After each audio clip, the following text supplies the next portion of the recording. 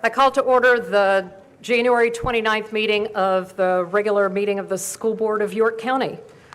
I'd like to welcome everyone, glad to see everyone, and the new members appreciate your patience during this transition period. At this time, the chair recognizes Mrs. Goodwin for a motion to amend the agenda. I move to add invocation prior to the business portion of the meeting. Is there a second? Second. Thank you. Mrs. Goodwin has moved to add the invocation that was discussed and voted on at the organizational meeting on January 8th to be right before the business meeting after the awards ceremonies and things. Mr. Pajevich has seconded. Is there any discussion? There was some mention of maybe doing a moment of silence. Has that been considered, or you want to continue with the prayer? I just want to make sure that there's no concern about litigation. Right. The board attorney, Mrs. Berry, if you could give some information, please, on that regarding the placement specifically of where the invocation is. Thank you. Good evening.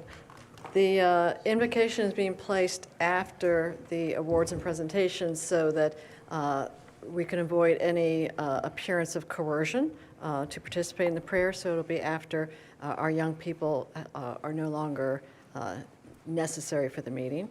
So it'll be after the recess, after you all have had a chance to get down here and meet, natural break, and then prior to the business portion, we'll have the invocation.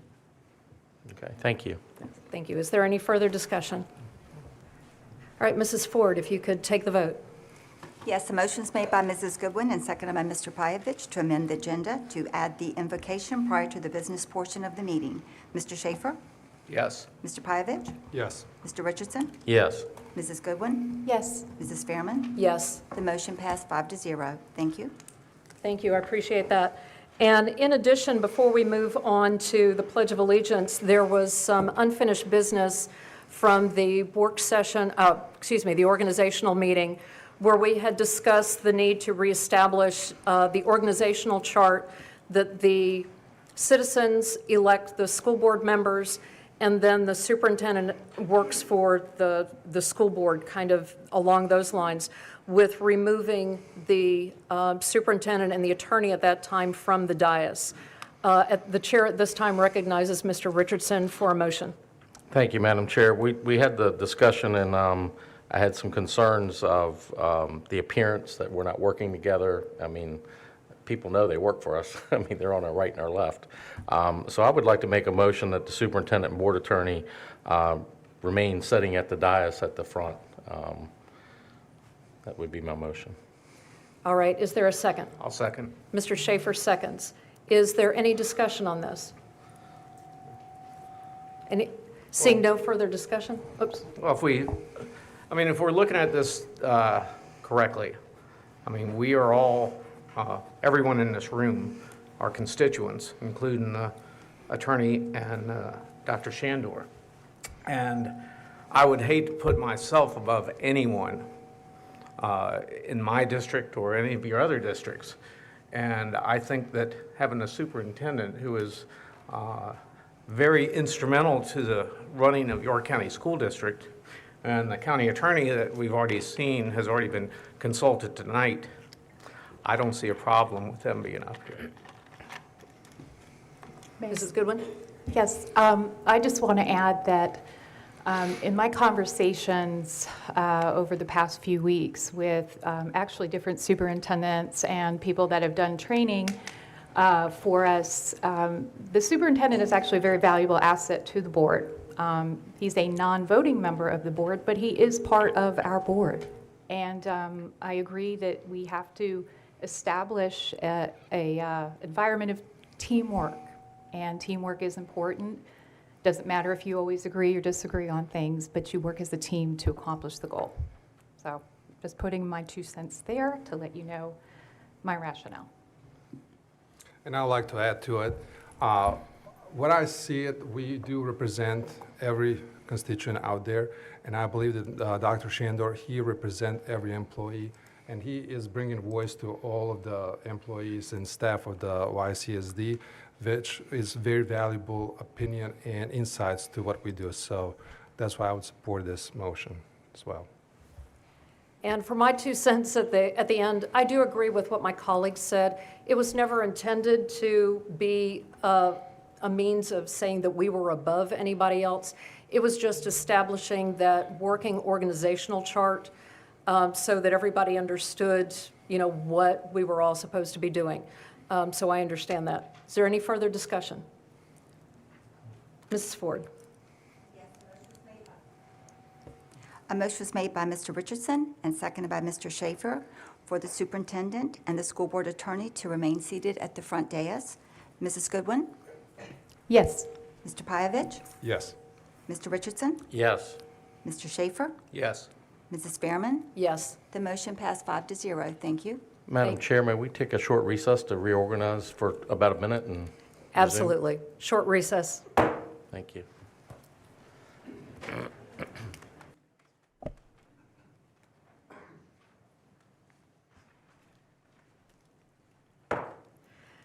And we're back into session again. I appreciate that time break.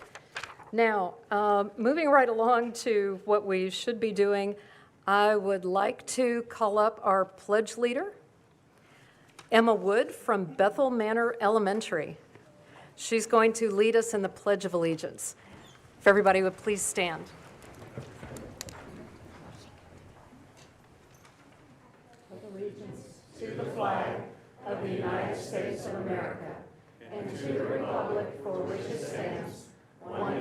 under God, indivisible, with liberty and justice for all.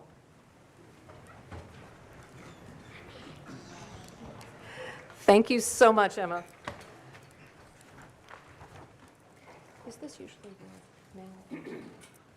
When are awards? Okay. Just to give a background information on our wonderful young lady who just led the pledge. She is a student at Bethel Manor Elementary School in 5th grade, right? It's Emma Wood.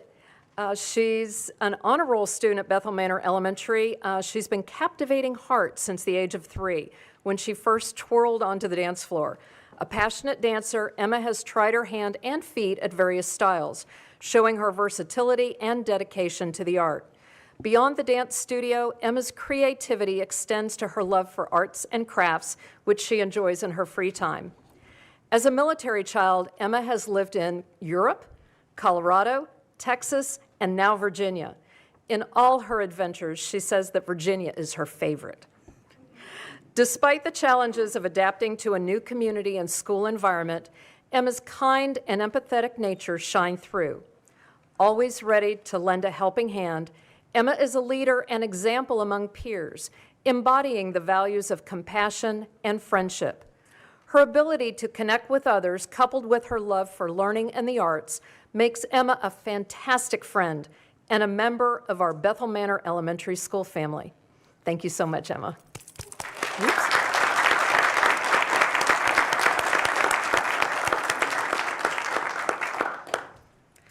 And at this time, we'll be moving into our seniors of the month and recognizing them for all of the different high schools that we have. I believe our first one is going to be introduced by Mr. Schaefer. Thank you.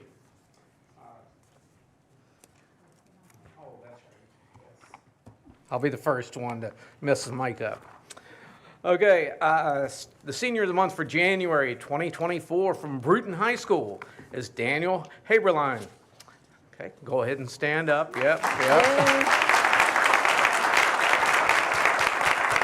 His parents, no, I'll go ahead and, no. You got to stay. Yeah. Stay, there you go. His parents are Aaron and Louise Haberline, and he's also here with his brother Nathan, his girlfriend Jade, her mom Barbara Peterson, and his uncle Ron Haberline. Y'all can all stand. Yeah. Come on. That's it. Okay.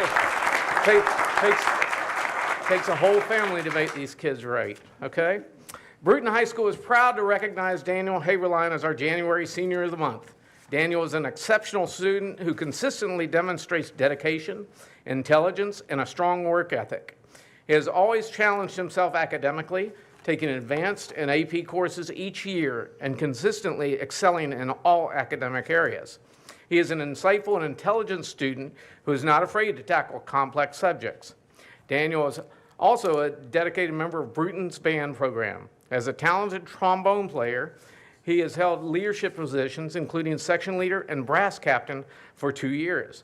His dedication and passion for music are evident as he consistently earns high rankings in symphonic and concert bands.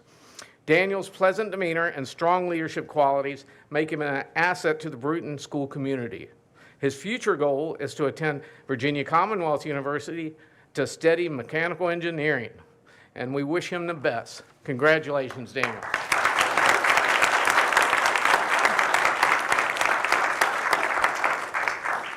That's wonderful. And our Grafton High Senior of the Year, Senior of the Month, sorry about that, is going to be introduced by Mr. Pajevich.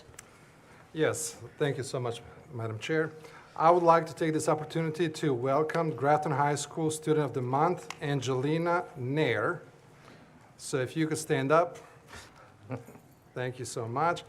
She will attend here with her parents, Mr. and Mrs. Prajeep Nair. So if you don't mind, stand up too as well. Wonderful. All right, so.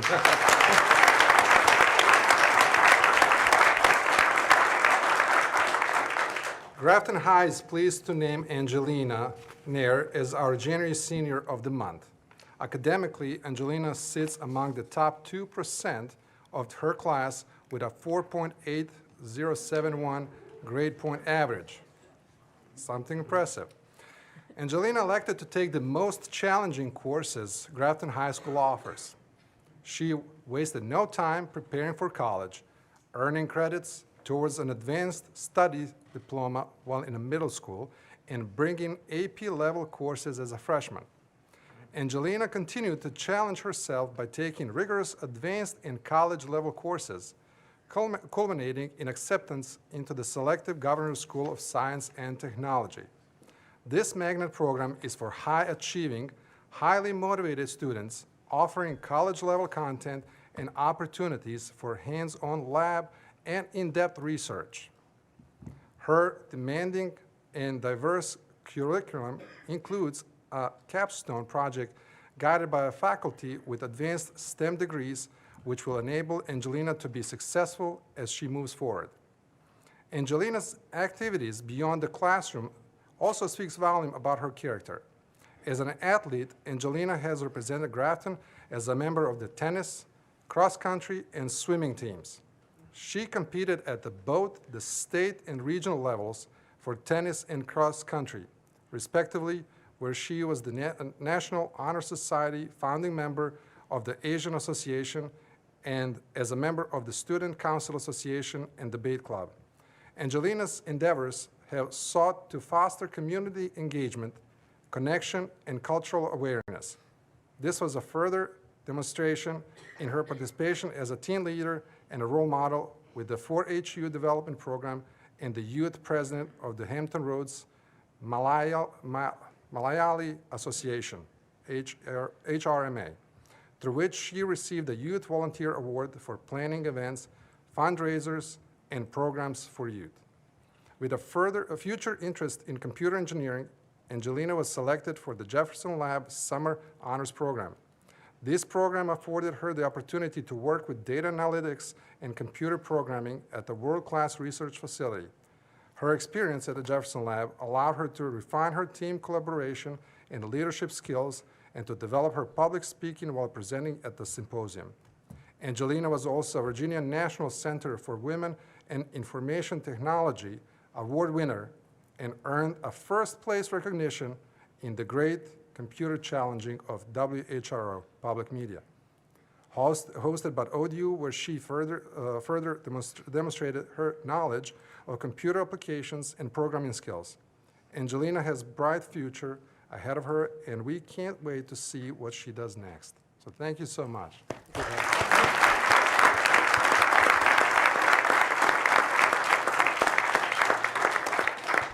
That's wonderful. Congratulations. And I have the honor to announce Tab High School's Senior of the Month is Carillus Hennon. I hope I've pronounced that correctly. And he is with his parents, Mr. and Mrs. Moheb Hennon, and his brother Bishoy Hennon. Oh, missing one there.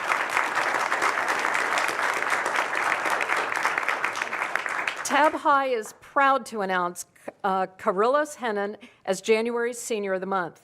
Carillus has left a positive impression on both students and staff. He is a role model who stands out for his amazing academics, willingness to help others both in school and the community, and for his involvement at Tab. He is friendly and kind to others while always being respectful and considerate. Carillus challenges himself through rigorous AP and dual enrollment classes he takes every year. He excels by making all A's and B's throughout his entire high school career and earning the high GPA of 4.1811. Carillus is more impressive because he has also found time to be involved at both Tab and the community. Carillus is in the Beta Club, Kids Wind, is it Kids Wind or Kids Wind? Kids Wind, sorry about that. NHS and Spikeball Club. He plays both indoor track and soccer for Tab and is currently the varsity soccer team captain. Each one of these activities alone can be very time-consuming, and Carillus appears to do them all effortlessly. On the weekends, Carillus is involved in his community by teaching Sunday school classes at his church every Sunday. He also has assisted in coaching kids at the McReynolds Athletic Complex by teaching them soccer skills. With all of these amazing accomplishments and involvement, Carillus remains a humble student whom others enjoy being around and talking to. His determination and hard work will help him achieve many amazing things after high school. Tab has been very lucky to have him. Thank you very much and congratulations.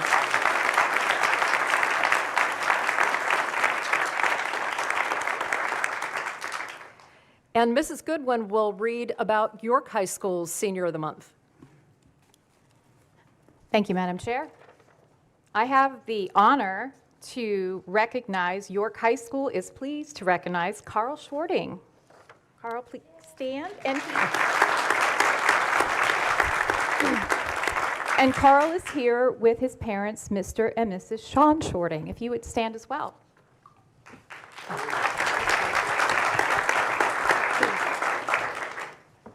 Carl is a proud Falcon and a joy to have at York High School. Those who know him describe him as dependable, community-oriented, and hardworking. Carl is an active member in the school and surrounding community. He is a member of the National Honor Society, Science National Honor Society, Spanish National Honor Society, and Mu Alpha Theta. He has competed on the York High School cross-country team, where he has served as captain of the team. He has also completed over 150 hours of community service. Academically, Carl has challenged himself each year. He is a student in the International Baccalaureate program and on track for the IB diploma. Due to his performance on the College Board exams, he was recognized through the National Rural and Small Town Recognition Program. Congratulations, Carl, on the well-deserved recognition as our January Senior of the Month. Your hard work, leadership, and unwavering dedication serve as an inspiration to your peers and our entire school community. We know that you will continue to soar in your next chapter of life. Congratulations.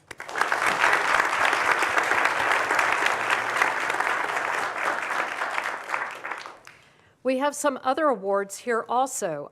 The Student Service Award is Kyla Drew. There we go.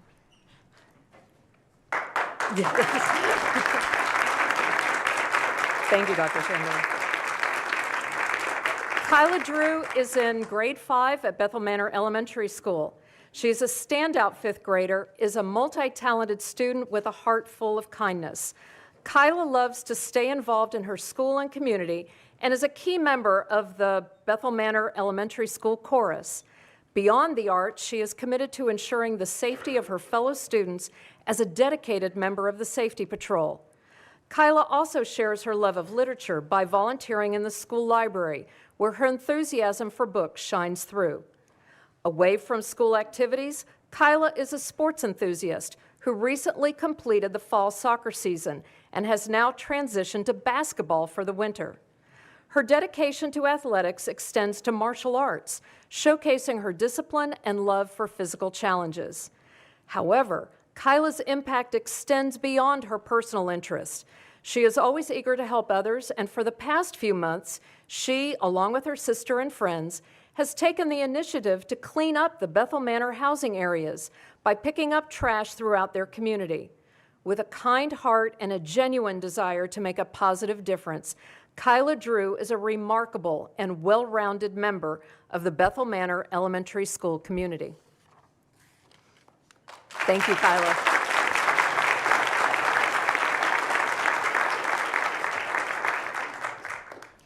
Mr. Richardson will share about the Volunteer of the Month.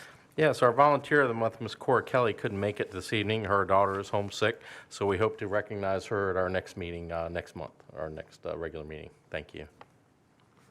Thank you very much. And I believe the York Foundation will also have congratulations to Emma Wood, Bethel Manor Elementary, for reciting the pledge. Dr. Shandor will be presenting this. And parents, please come up so you can be a part of the picture also. Okay. Yeah, Mr. Dick Carter is a trustee with the York Foundation for Public Education.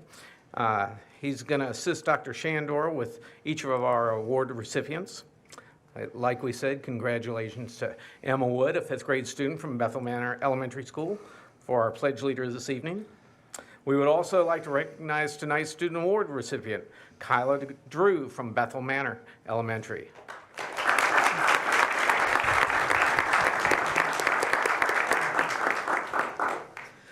We also congratulate our seniors of the month, Daniel Haberline from Bruton High School. Right. Come on up.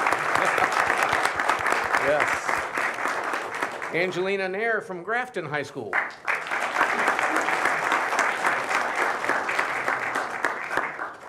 Carillas Hanen from Tab High School. And Carl Schwarting from York High School.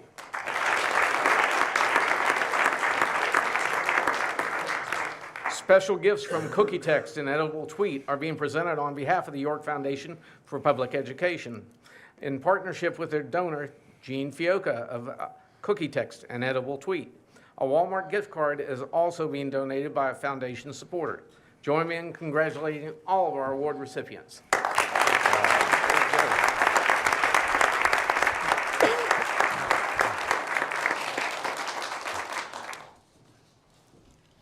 Thank you so much. And I believe at this time we have the accent on academics. If Dr. Shandor could give an overview of that, please.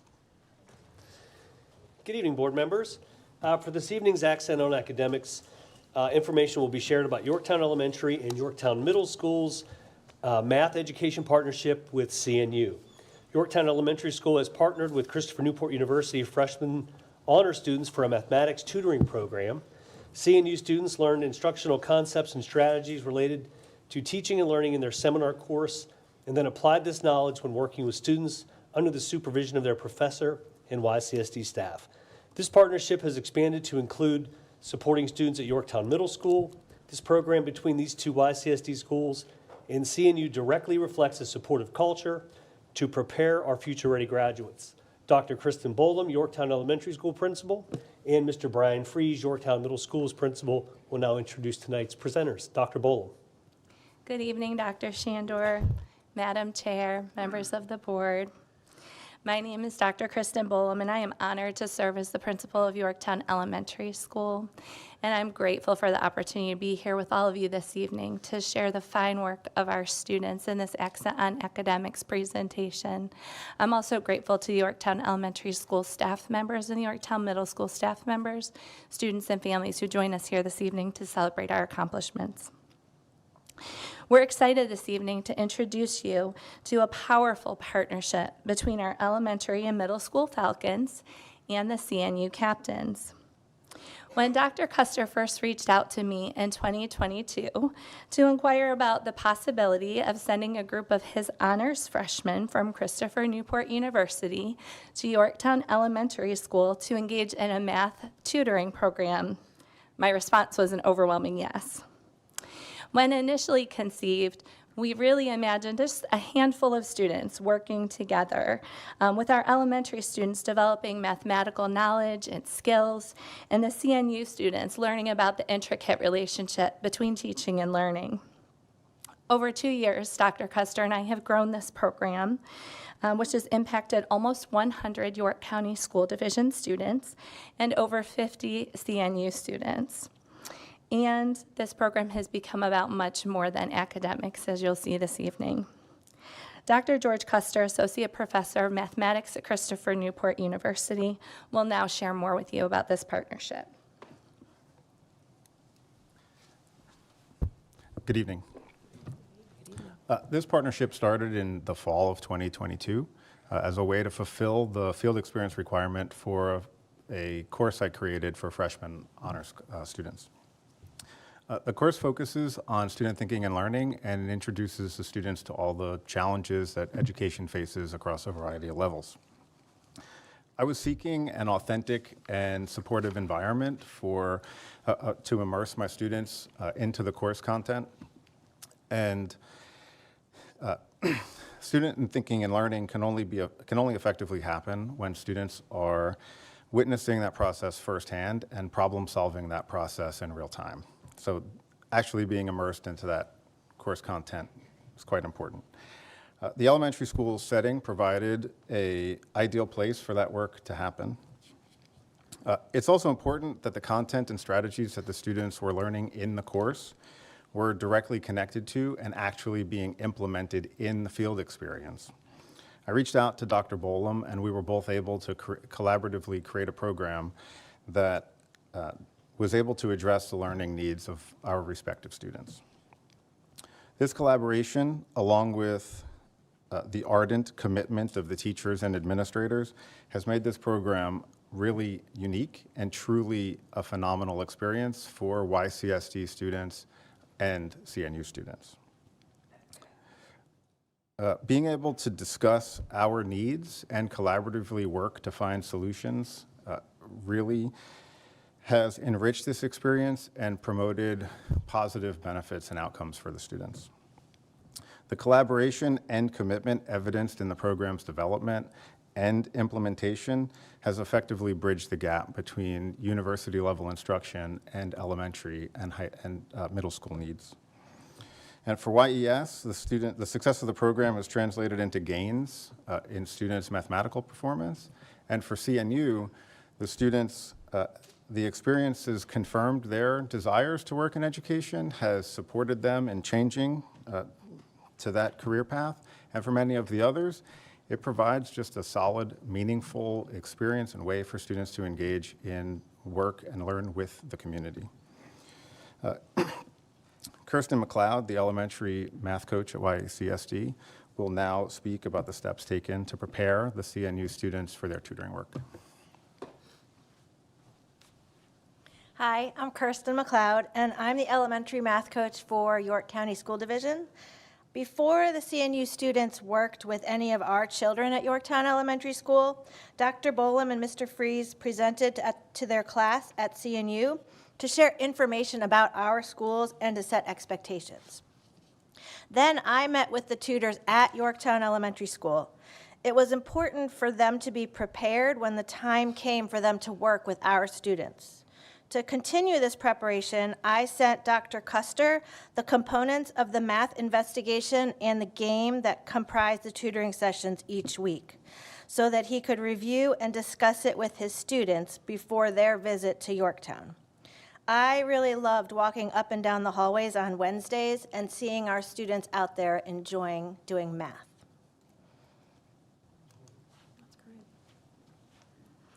As an aspiring educator, when I first heard about the opportunity to assist young children in their learning, I was ecstatic. I knew for certain that this was something I wanted to do.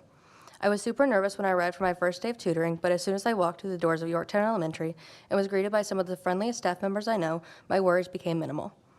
While I was still a tad bit nervous for what my tutoring experience would entail, as soon as I was greeted by the first graders, I knew that this would be the way I would want to spend my afternoons.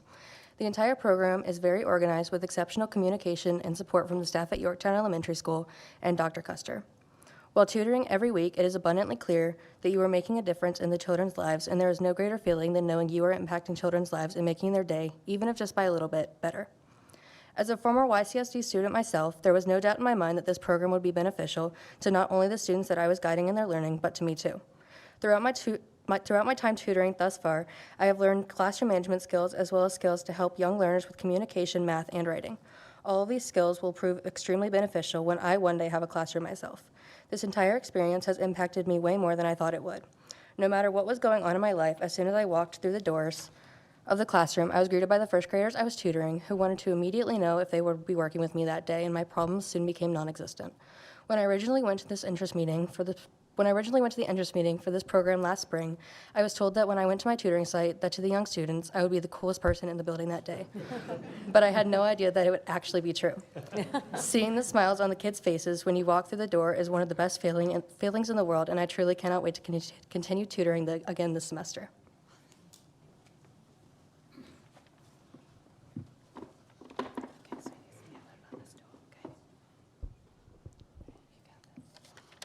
Mr. Easton was my tutor. I had so much fun with him, and he taught me a lot about math. I really understand it better now, especially subtraction and multiplication. My favorite part about working with Mr. Easton was that we got to play games. They were really fun, and I was always better than him.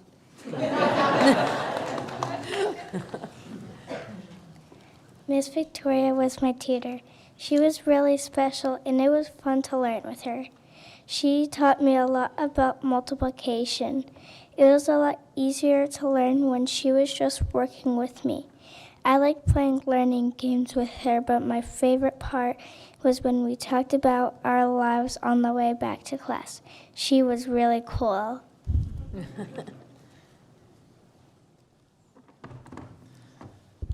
Good evening. My name is Brian Fraser. I'm the principal of Yorktown Middle School. After the successful launch of the CNU partnership at Yorktown Elementary, Dr. Bolam, Dr. Custer, and I had the opportunity to work to expand the program to Yorktown Middle School this school year. Throughout the fall semester, we had about 10 CNU students volunteer to support our students in mathematics. These students are not currently enrolled in Dr. Custer's course, but wanted to give back to their community and support students, and we just welcomed our first second semester group 2 weeks ago. The CNU-YCSD partnership demonstrates our strategic plan priorities of collective commitment and supportive culture. We have a shared investment in student outcomes and are actively engaged in meaningful collaborative relationships to support student success in welcoming and caring environments. Dr. Shandor and board members, this concludes our presentation. We are happy to take any questions at this time.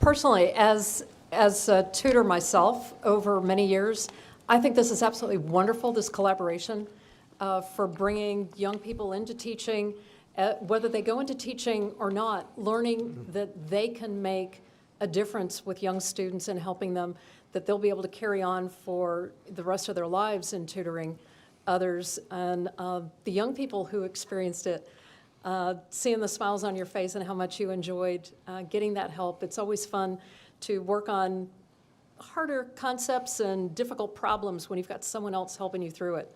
So I think that's wonderful that you all have done that. Thank you very much for having this program. Yes. Yep. And I was just going to say, I remember in 2022 when this idea was brought out, it was the school board was briefed on the how you were going to do everything, and I was excited then. I'm even more excited now on how much it's worked. It's a win-win. I mean, for the students at CNU, for our students here in York County, it's just it makes a positive impact on our community, our local community, and our students, and even the students at CNU. So I'm very proud of that, and I'm excited to hopefully keep that going. I'd like to see it at every school. I know we don't have enough colleges to go around, but certainly would love to see it expanded if possible. But great program. Thank you. Yes, the only question I have is when are you going to expand to the Bruton zone? Yeah.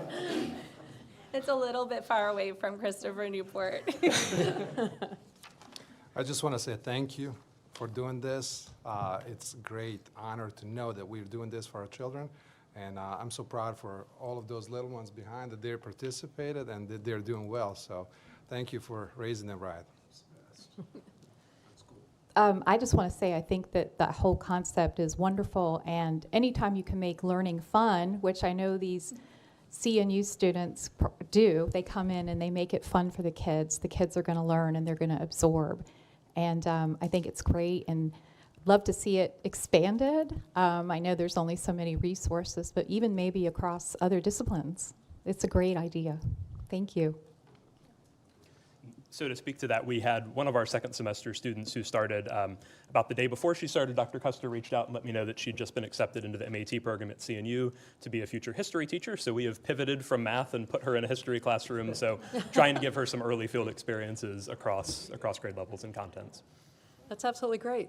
Dr. Shandor, do you have anything that you'd like to say? No, just that I'm really proud of Ms. Bolam, or I'm sorry, Dr. Bolam and Mr. Freeze related to starting this program, but now expanding the program. I've had an opportunity to meet with Dr. Custer quite a few times as well during this process. What you didn't hear tonight is he's a very active parent at one of our elementary schools as well. A very proud parent. I think it's Tab Elementary, right? Which school? Mount Vernon. I should know that my own kids went to Mount Vernon.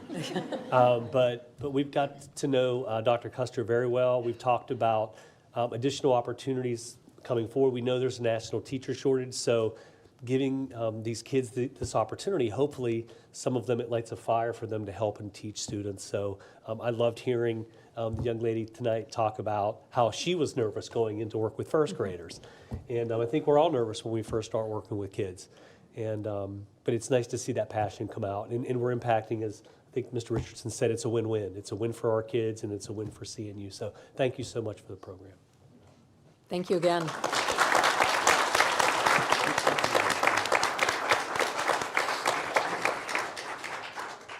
to the recess.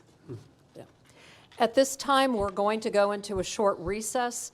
If you'd like to take some pictures up here, as well as people will come down to the floor so we can meet some of the award winners and congratulate them, as well as I know some of the students, they do have school in the morning, so I know the parents are trying to get them home so they can get some sleep. So we'll take a short recess at this time. Thank you.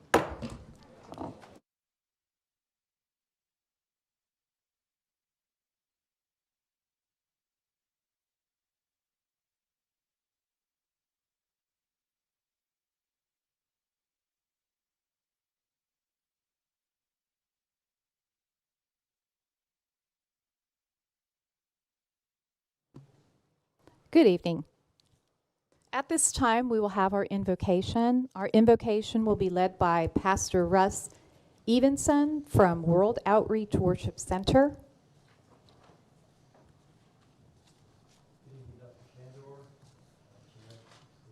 Excuse me, if you could just press the button so that it turns red. There you go. Thank you. I ought to be used to that by now, huh? Thank you. Thank you. I have chosen a prayer tonight to speak about truth. So, what is truth has been asked by every generation and thought for since the beginning of man. We lift up tonight our elected elders, recognizing the weight of their responsibilities and the impact that their decisions will have on the well-being of our community, our state, and even our nation. We ask that you grant these leaders the wisdom to discern truth in all matters here tonight. Truth that will guide every decision for the sake and the betterment of the children, the youth, and families of York County. We also ask that they have enough courage to stand for and implement the right principle through their decisions, which will become actions that affect the future lives of many in this region, even to the state and to the nation. We ask that you empower them to serve with humility and a genuine concern for the welfare of all as they work together in unity. We ask these things in the name of the one who declares he is the way, the truth, and the life. Amen. Thank you. Thank you. At this time, we have some unfinished business from the organizational meeting on January 8th. The first of which is continuing discussion regarding the appropriate surety bond amount for the school board clerk and school board deputy clerk from the tabled section of resolution number 2401 that was proposed at that organizational meeting on January 8th. Thank you, Ms. Fairman. I'm going to ask Mr. Bill Bowen if he'll please come to the podium to share information related to this item. Thank you, Dr. Shandor. Thank you, Dr. Shandor, Madam Chair, and members of the board. This is to answer the question about the surety bond for the board clerk and deputy clerk. In the resolution presented on January 8th, there was an amount stated, $250,000, I believe. And the question came up is, why is it so high when the code only requires $10,000? Well, I did some research on this, tried to look back to see when it actually changed. It's actually been in effect for a number of years, but the current coverage for surety is $1 million for all employees.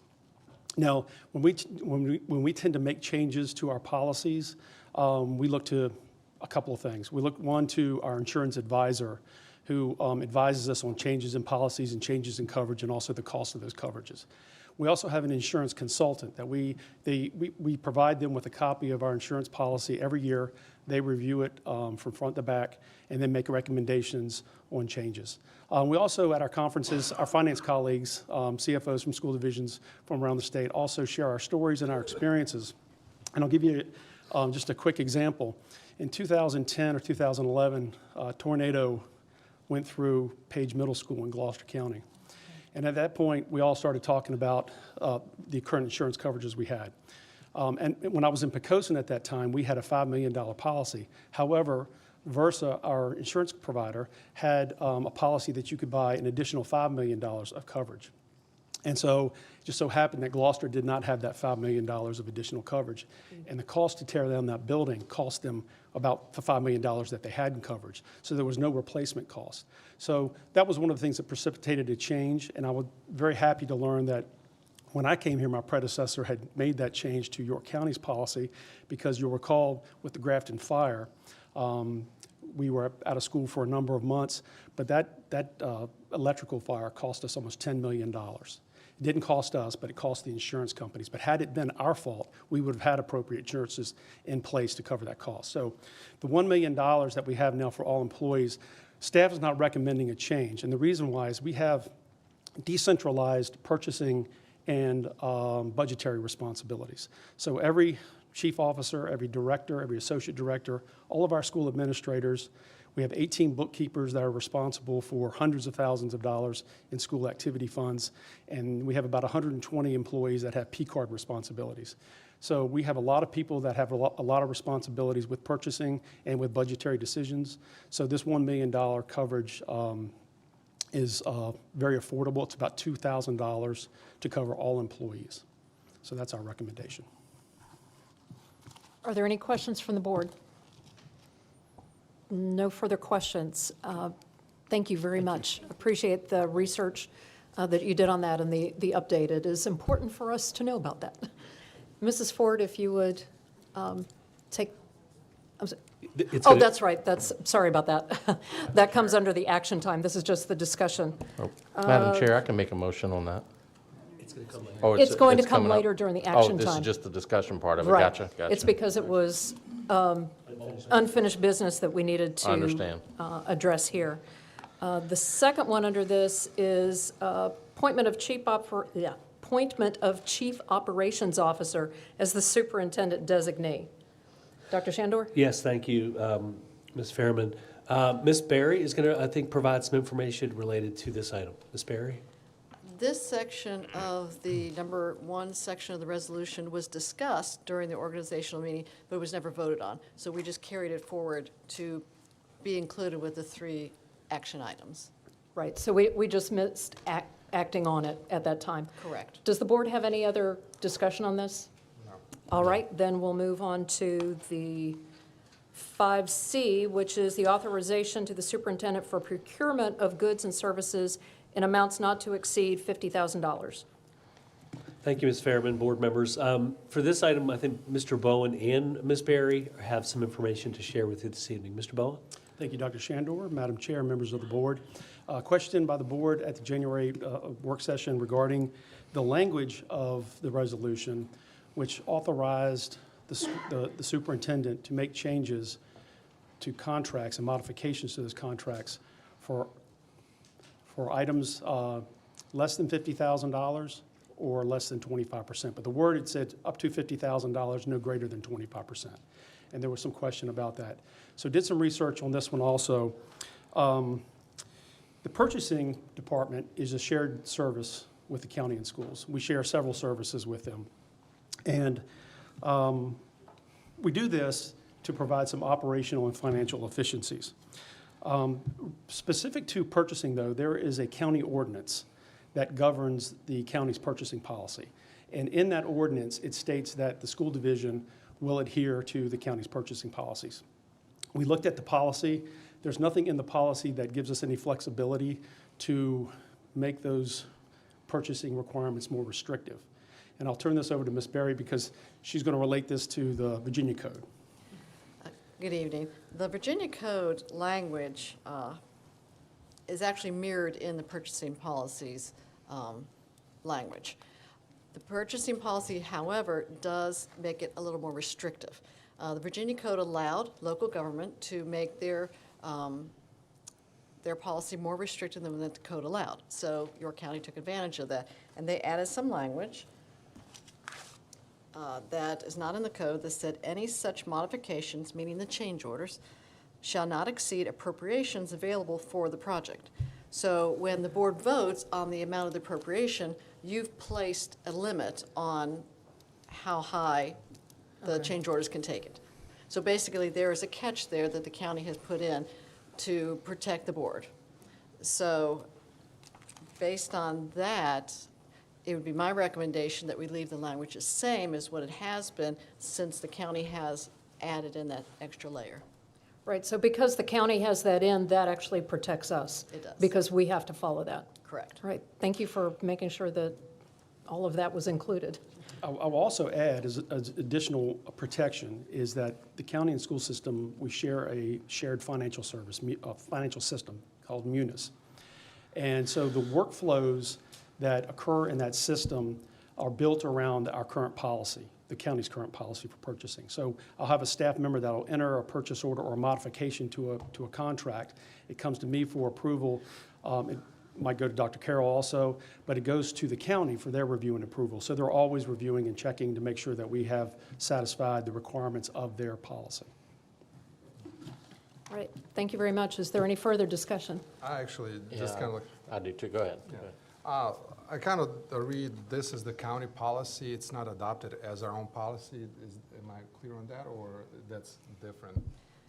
We agreed when we decided to be a shared service, the finance side, the procurement, we use county purchasing for all our procurement. So we agreed with them that we would follow their policy, and it's an ordinance, so it's county law. And we could, of course, have our own purchasing policy, our own purchasing department if we wanted to, and step back from the county. That's, of course, an option the board has. But to not reproduce or just same duties, trying to save money, we've kind of gone with the purchasing department. I understand, they're guiding us in certain things, me personally, just kind of, as I'm interpreting some of this language, I'm seeing it that it's not as what we as a board kind of have no understanding that's what it is. I think we believe in is that we as a board, actually superintendent or a person in charge, can deliver the change order and approve it up to $50,000. But the verbiage that I read on it, it says it's like $50,000 or 25% of the contract value, whichever is greater. So in my mind, what I'm reading it is like, whichever is going to be greater. So if it's a 25% is greater than $50,000, then it's automatically be approved up to 25%, which I think is like, it just creates a little bit more uncertainty and clarity what it is. I agree with the language that county added onto it with any such modification shall not exceed the appropriation available for the project. That kind of limits that. So I think like, if we were to adopt that language within our bylaws, like, that would kind of like clarify it and say like, yes, this is exactly what we're gonna be using, so. So we could, when we get to the action item, we could make that as an amendment to the motion, and the board could vote on it as amended. And just to clarify, that would be adding such modifications shall not exceed appropriations available for the project. We could just add that line in there, and if there's any more, it would come back to the board. So that would fix pretty much all those issues, and it would go by the county purchasing policy. Okay, thank you. Mr. Bowen, do you have anything to add, or are you good? Okay, thank you. Is there any further discussion from the board? Nope. All right, thank you very much. And Dr. Shandor, I appreciate you making sure that the research was done on all of that. Moving along to section 6 of our agenda's presentations. And this is 6A is the board members' committee updates. And probably the best thing to do is go by District 1. Mr. Schaefer, do you have any reports of committees you've visited? I have some interesting news. Mr. Schaefer, I'm sorry, if you could hit the button. Yes, hit the button. There we go. Okay. Yes, have some exciting news from the York Foundation for Public Education department here. Wanted to let everyone know that in 2023, that the fundraising efforts raised over $30,000. The greatest one of those was the golf tournament, which made almost half of that. It made like $14,700, which this year, with as many people that are here and watching at home, I would expect that we could have a better turnout for the golf tournament and have even more money for next year.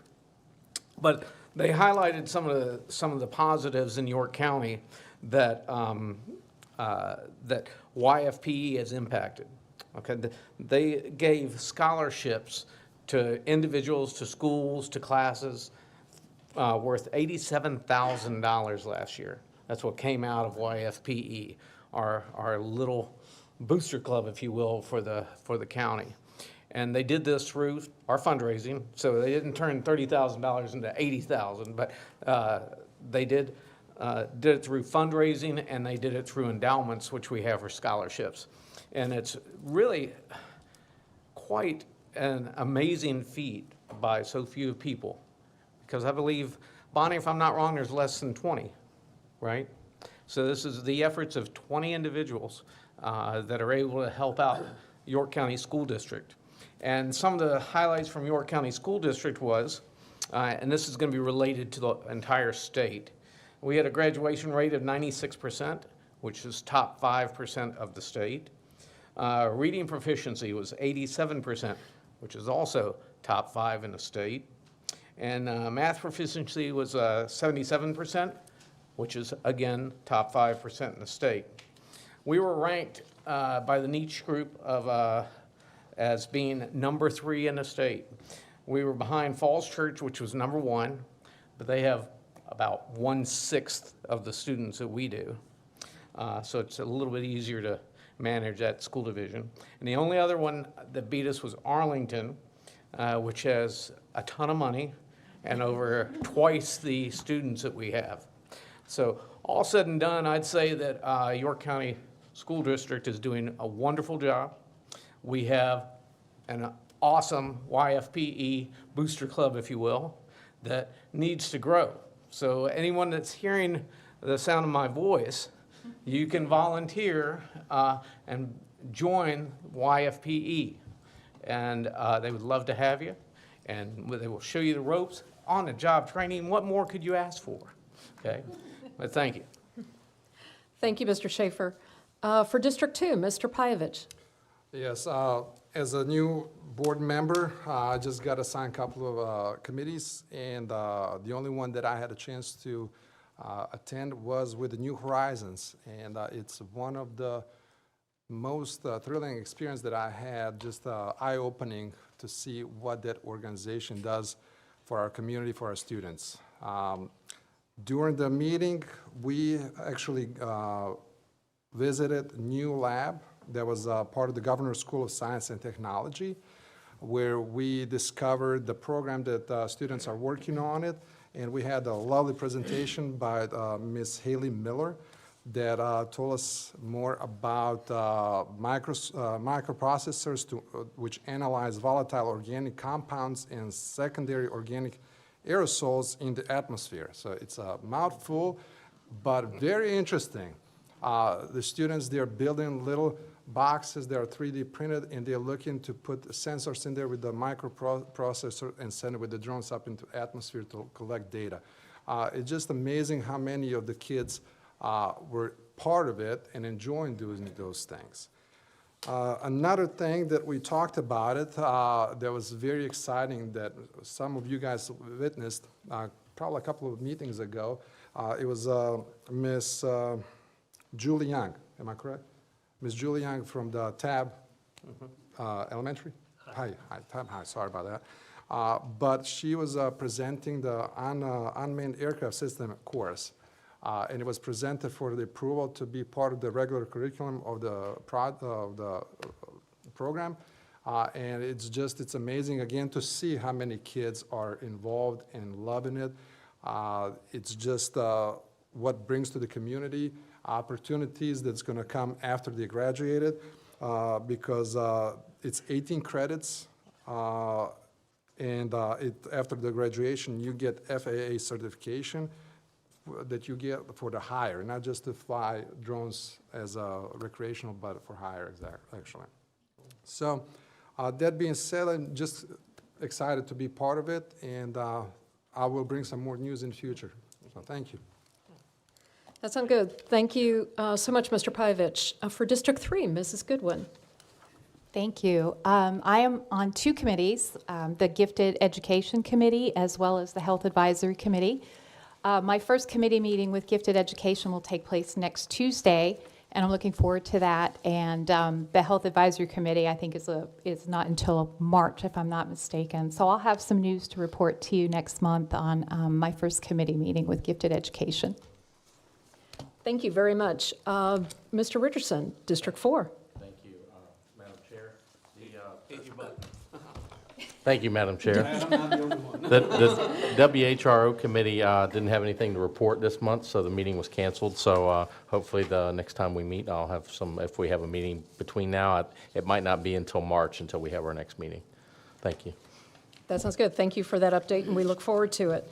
I'm for District 5, and I was able to attend on January 16th the Special Education Advisory Committee meeting, and a lot of people know that as SEAC, but I know I need to spell that out because not everybody knows what all of the different letters mean.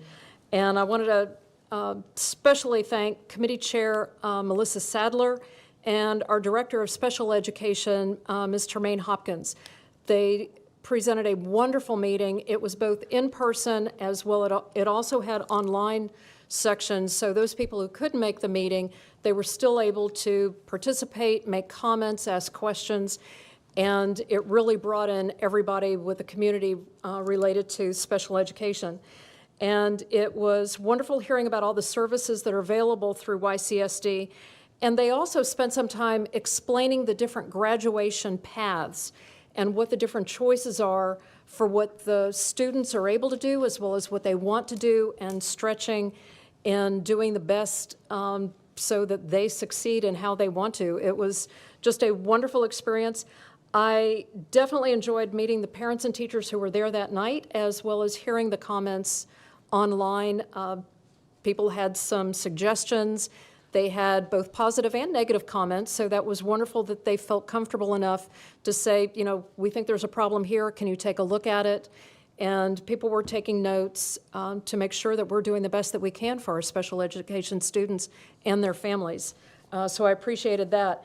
And then my other committee is actually the Outstanding Youth Selection Committee, and I'm looking forward to working with them on that, because way back in 2001 and 2002, my son was on the Youth Commission.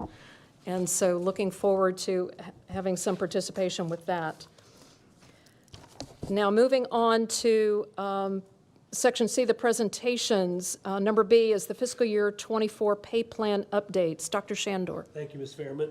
Again, good evening, board members. I'm going to ask Dr. Dave Wrights, our Chief Human Resource Officer, to please come forward. He has a very brief update related to the FY 24 pay plan. Dr. Wrights. I apologize for not turning my microphone on. It's a matter of time before we all miss doing that. It's a whole new system. Tonight's the first time for us using it, so we're not quite in the habit of pushing the right button in order to speak. Thank you, Dr. Shandor. Madam Chair Fairman, members of the school board, tonight, as Dr. Shandor said, I have a very brief pay plan update. So we have a STEM science specialist position we're looking to add to our pay plan. In the fall of 2023, the York County School Division was awarded a 5-year, $2 million competitive grant from DODEA. And that grant is a program to support the YCSD launch our career enriching the lives of military-connected students through environmental and maritime science career pathways program. And it is a grant-funded position, and the STEM specialist is a position through May of 2028 and starting at grade 26. And that concludes the brief pay plan update this evening. That is very brief. Thank you, Dave. Everyone got their money's worth out of that presentation. Any questions for Dr. Wrights? Dr. Wright, just a quick question. To make clear, it's only military-connected students they can participate in this program, correct? Since we are such a large military-connected community, we have them in every school. So it is primarily that is going to, the STEM specialists will be working with all the schools when it comes to enriching the STEM program. Thank you. Another question that I have on that, since this is a 5-year limited grant, after that 5-year period, will this position then be pulled, or what is the plan for handling that in the future? At this time, since it is a grant-funded position till 2028, I think the future of it, and I'm not sure from Ms. Skinner if she knows, I want to come up and beyond the 2028. Sorry. So typically when a grant ends, that position does end as well. Sometimes people will go into another position. Sometimes we'll build that into our budget in a coming school year. It really depends on the work that we're doing, but through any grant, we always try to have sustainability. That's one of the requirements of a DODEA grant, so we work really hard to make sure that all of the things that we put in place are able to be sustained after the grant ends. And to answer your question, Mr. Hivich, all students benefit from this, but we do target our military-dependent families, and that's because it is a DODEA grant. It's meant to support, but all students can benefit from the grant. Great, thank you so much. Thank you. And then for presentation 6, we have C, the temporary construction easement for Tab High School. Dr. Shandor. Yes, thank you, Ms. Fairman. Again, good evening, board members. Dr. Jim Carroll is going to come to the podium, and he's going to provide information regarding this item and introduce our presenter from HRSD. Dr. Carroll. Thank you, Dr. Shandor, Madam Chair, members of the board. Tonight I bring you Angie Weatherhead. She is the project manager or a project manager for the Hampton Road Sanitation District. HRSD owns the land immediately west and adjacent to Tab High School. Today they started construction on the Tab pressure reducing and offline storage facility. And Angie is going to give you an overview and request approval for 2 temporary easements, and those are found in section 11E in the action section of the agenda. Ms. Weatherhead? Thank you. Hi, good evening. Thank you so much for your time. I'll try to be brief, but I won't be quite as brief as the last one. So this is for the tab pressure reducing station and offline storage facility, and I know that's a mouthful, but we're doing a lot back there. We have a valve cluster right there. It's a very integral part of our infrastructure for HRSD. It's the point between two different treatment plants. So at that point, we can take the wastewater and send it to the York River treatment plant or to the James River treatment plant. And that's going to be important for us because what we're going to do is there's something called a diurnal curve, right? So we get a whole lot of wastewater during the day, and while everybody's sleeping at night, we get less wastewater. So what we'll do is we'll take some of that wastewater out of the system and put it in the tank during the day, and then we'll send it to the plant at night. And that keeps the flows pretty even all day, and that's going to save HRSD and in turn our ratepayers a lot of money. So that's what we're doing back there. I'm going to kind of walk you through what this is going to look like. So if you see the screen in front of you to the right is the baseball field, the track, the tennis courts, and straight ahead you can see the tank back there. And this is a little video, so it'll kind of go through what's happening here. So we're coming in from the fire station, and on the left you can see a couple parking spaces. That's actually going to be a park and ride lot for public use. You can also see a walking path there. We're putting in a 1.2 mile trail system throughout our property. We have 26 acres back there. To the right, this is the road that leads to the PRS and the offline storage facility. So this entire perimeter is going to be gated so that people can't get in. We're going to have security cameras out there. We've got a badge swipe card access. So we shouldn't have any problems with people being able to get into this station. Security shouldn't be a big concern here. You can see the tank to the right and the pressure reducing station to the left. You can also see that around the perimeter of the fence, we have a lot of trees that we're going to be planting. The purpose of that is just to shield it because not everybody wants to look at a facility like this all the time. It shouldn't be a big obvious thing back there. There won't be smells. The buildings were meant to fit into what the community wanted. Just a little bit about the facility. So we're going to walk into the facility now. Most of the infrastructure is actually below grade. There are 8 pumps here.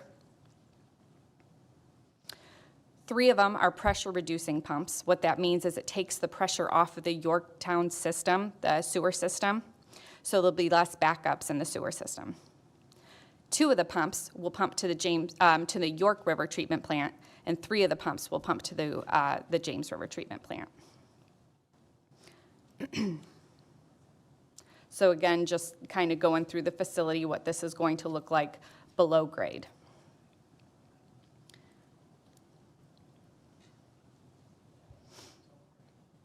As we go up, we're going to take you through a couple more rooms that we have in this facility.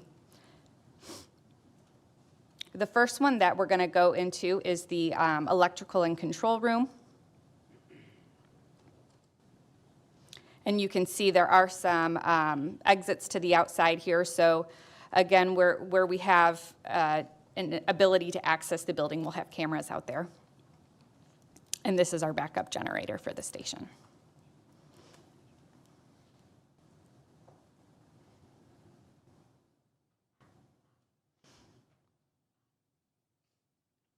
You can see that we have some of the trees that are currently there still up.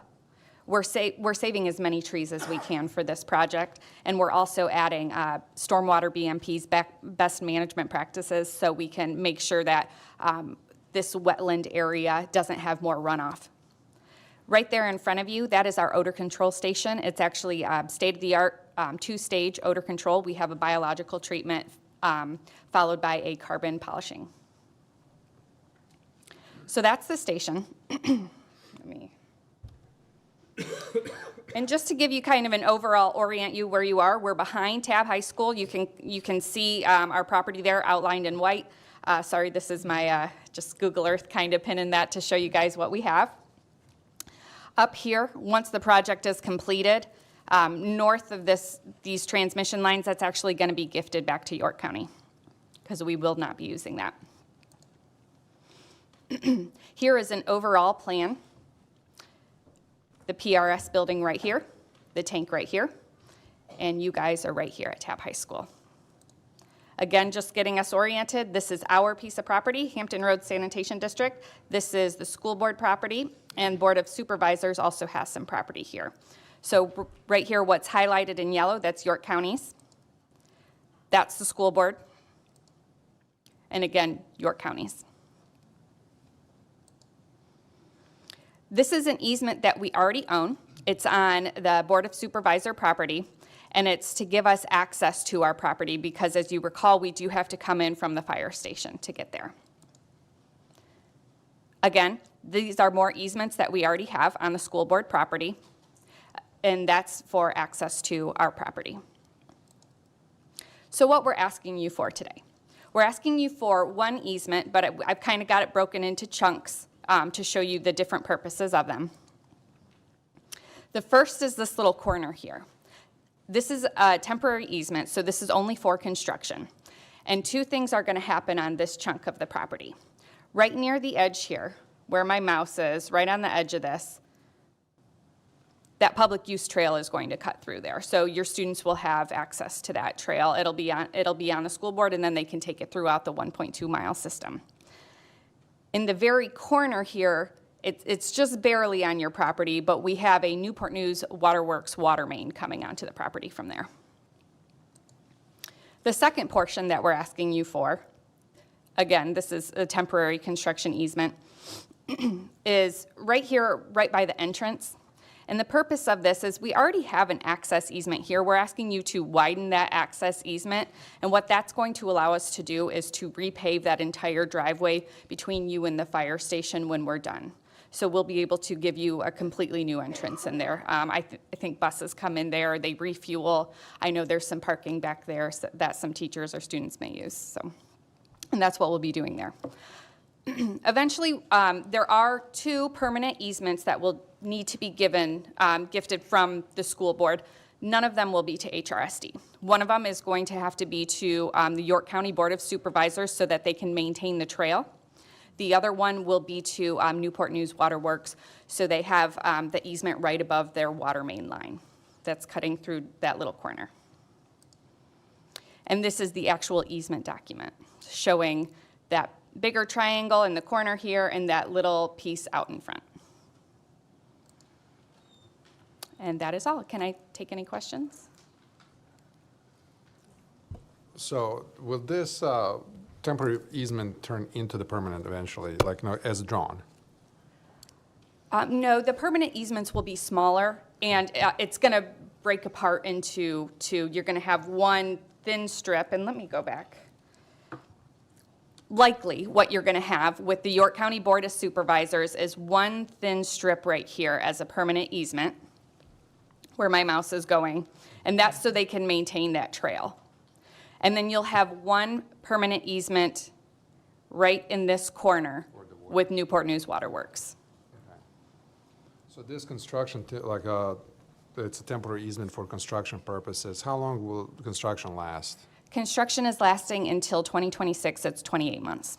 28 months. Mm-hmm. And whenever you guys are finished, what's the proposal to bring it back to what kind of state? Will it be rearranged, brought back to the original state, or beautified?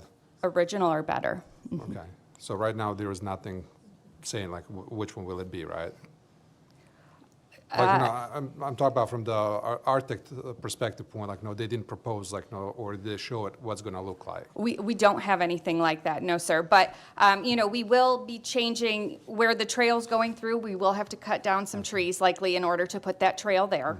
Mm-hmm. The road will be as is or better. Okay. So. All right. And the maintenance of that road would be passed on to the county, after it's paved? To the owners of it now, yes. Okay. Yeah. All right. I guess I have 2 comments. One concern is actually knowing that easement, we're going to have a lot of construction going back and forth as that's going on.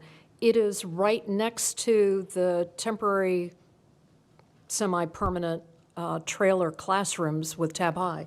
Isn't that correct, Dr. Shandor? That's correct. What precautions are going to be made to make sure those students are safe in that area, both in walking to those temporary classrooms that are outside the main building, as well as preventing outside people from just wandering into those classroom areas. You also have, excuse me, you also have a number of parking spots in the back there where staff members park.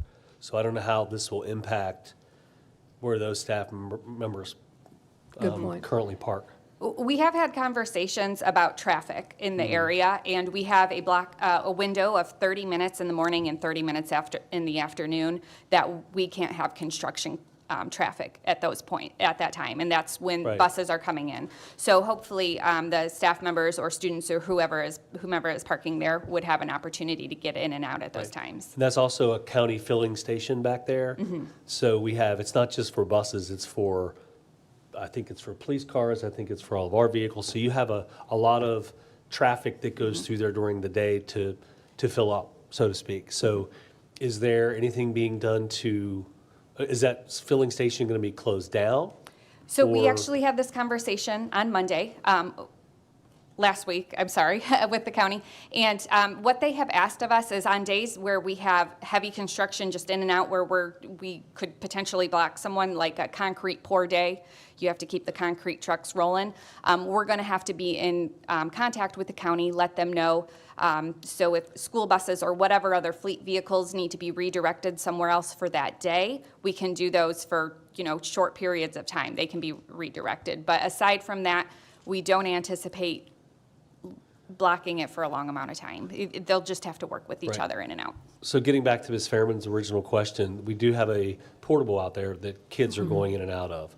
So if we are going to have construction trucks and whatever going in and out of there, is HRSD going to put up temporary fencing or anything that could prohibit anyone from going near the portable, near the school, or vice versa, kids leaving or whatnot? Yeah, so we don't anticipate having contractors actually on the school property at all. And I'll share this with you. We never like that either. However, that's happened to us in the past in a few different construction projects where we've had situations happen. So I'm asking, and I think Ms. Fairman is there an opportunity to put up something temporary to assist the school division with that? Right. We need to make sure that the students are safe in that area, and because it is right next to it, practically on top of it, that is a major concern. When I've driven by, I live just about a block away from that. That looking at it, that's awful tight with those the mobile classrooms there, and knowing that students are going in and out from school to those classrooms as well as the teachers in there, that we need to make sure that they're safe. Okay. So currently we have a plan for temporary fencing around the entire active construction site. If we want to have the conversation about putting more fencing up between where just traffic is and the school, open to that conversation, certainly. And, I can be in touch about that. We can ask our contractor, give them a change order. That's not a problem if that's what's going to keep the kids safe. Dr. Shandor, do you have anything else on that? Really, any other? The question is for the board, so any other questions from board members? I was speaking specifically about this particular issue. I feel like if that's something that they would commit to, then I think that's reasonable. I mean, we have something, because I think everyone in here sees construction sites, and you see trucks going in and out, and all it takes is one person not paying attention, and we're going to have a situation with the students. So I would prefer we have a safety precaution in place. Okay. So I will be in contact and we'll get a line where you would like to see that. I think that would be a reasonable place to start. Thank you. Okay. The other question that I have is related to your trees. And it looks beautiful there. And so, it wouldn't pull from the view from Tab High School. However, what type of trees are you planning to put there, and what is their growth time period? Are we looking at 25 years before they're at that level, or what? It will be some time before they're that tall, certainly. We're not just planting saplings. We'll plant something a little bit bigger. I can't tell you the exact about it. I would have to get our civil engineer in to help us with that. But you know, I would expect 10 years before you see complete growth like that. Yeah, I guess I know from plants that I've had in my own yard, Leyland cypresses grow very large and they grow very fast versus some of the other ones that are just as large, but they take an awful lot of time. I just didn't know if you had a horticulturalist that was working on that for choosing plants that can get to that level as fast as possible. We do have a consultant that has considered that. I can't give you the specifics of it. I'm sorry. I don't have them. Okay, thank you. So, do you have any other? Just one, the attorney's fees for the easement, who's going to be responsible for paying for those? We're paying for our attorney's fees? Yeah, through the attorney's fees for the easements? Yeah. Okay. Yeah. Thank you. And the easement document has already been made, and I think that's been transferred over to you guys. Okay.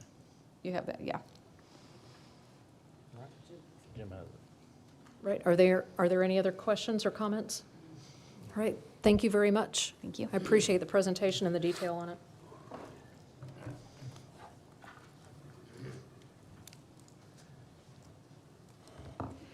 At this time, we are into Section 7 of our agenda, which is comments of citizens. And we have two different sections for the citizen comments. First one, A, is the general public participation. B is actually the one on the operating budget. So we'll be doing the general ones first. Now, I want to say, we understand that not everyone agrees with everything said. Please be respectful and courteous with your comments.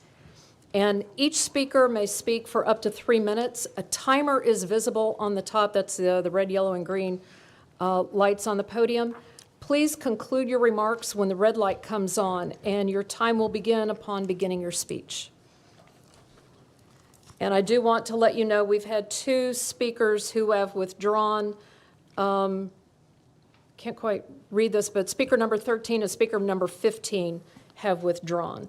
So our first speaker right now is Nicole Living.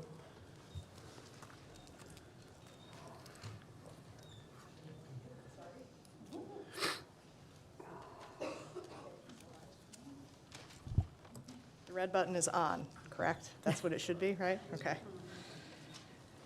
I can tell you, yes. Good evening, Madam Chair, members of the school board, and esteemed school division staff. My name is Nicole Living. I live on York Warwick Drive in Yorktown. I'm a constituent and wanted to welcome you to the calendar year and acknowledge the 3 new board members. I watched your organizational meeting earlier this month online. I appreciated the reference that meeting's open to the YCSD mission to ensure every student is valued, supported, and challenged through learning experiences which prepare them for a successful future. That's why I was surprised that after electing your chair and vice chair, the next 2 items of discussion involved imposing prayer on this meeting and removing student recognitions. This is not the focus I would expect to see from a body focused on valuing and supporting students, especially not as first orders of business. I believe you've tabled the issue of recognition until after the calendar year. My hope is between now and then, you'll turn your attention to other important matters, and this will not come back on the agenda at all. I think we saw how much it meant to everybody to have that here tonight. I also urge you to rethink the invocation. Religion should really be kept separate and not imposed on people in a public school forum like this. If you don't think you have the bandwidth as a board for student recognition, then by all means, don't add on to the agenda for something that you're free to do on your own time. Moving it to the business portion to avoid the appearance of coercion tells me that you know there's some fraud issues there. After the discussion about removing student recognition in your organizational meeting, I didn't hear any mention of the students in our school system again for over an hour. I did hear Chairperson Fairman reference the concern and perspective of constituents quite frequently. As a constituent, therefore, whose opinion seems to be so valuable, I wanted to share my thoughts. I am glad for my tax dollars to support York County School Division. I believe in the value of public education. I'm proud of the strong school system here in York County. That school system and its many varied members contribute to the rich fabric of our community. I believe the most important voices in any policy decision that you undertake should be the students, their families, the teachers, and especially when curriculum decisions are involved, the teachers and the expert school and division staff. I encourage you all to keep that in mind, and I yield the rest of my time. Thank you. Thank you very much. I appreciate your taking the time to come out.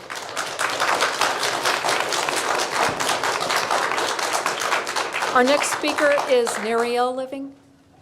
I hope I pronounced that correctly. You did, thank you. Good evening. I'm Nariel Living, and I live on Meadowfield Drive in Yorktown. I am a writer and a local independent publisher. I publish books and magazines, and I have written 5 books myself, all fiction.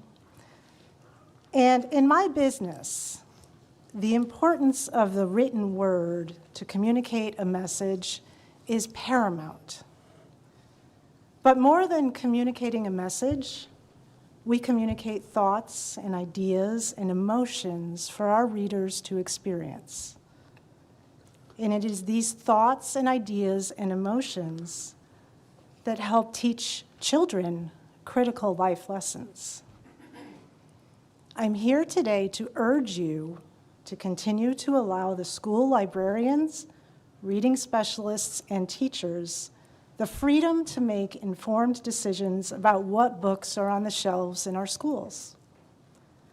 Students deserve to learn about a broad range of diverse topics, and people and places and perspectives. And our schools must be a place where every student is welcomed, accepted, and valued, regardless of their race, religion, or identity. Books are a safe space for kids. I want to thank the librarians and the teachers in our district who have worked hard to find books that will enrich our children's lives. Please let them do their jobs and leave decisions on books to educators and each child's parent. I bring this to your attention tonight because I have already been sadly disappointed in the new school board members.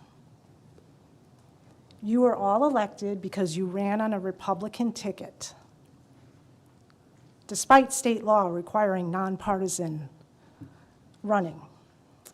Ms. Goodwin has proudly proclaimed on social media sites that slaves in early America were happy. Ms. Fairman was asked to no longer substitute teach in York County because of her unprofessional conduct. And now the new school board is poised to cost the county taxpayers millions of dollars stemming from a potential lawsuit.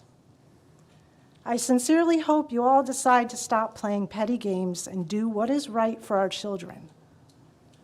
I expect more from you as school board members, and I expect more from you as human beings. Thank you, Mrs. Living. Our next speaker is Special Swanson. Special Swanson.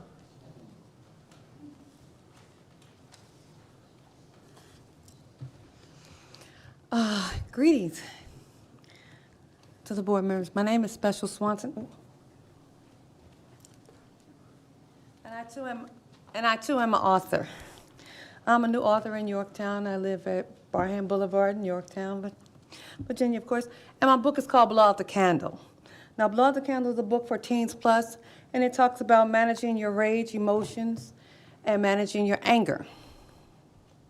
Now, this book helps students improve their emotions, manage their anger, which gives them the opportunity to focus more in school.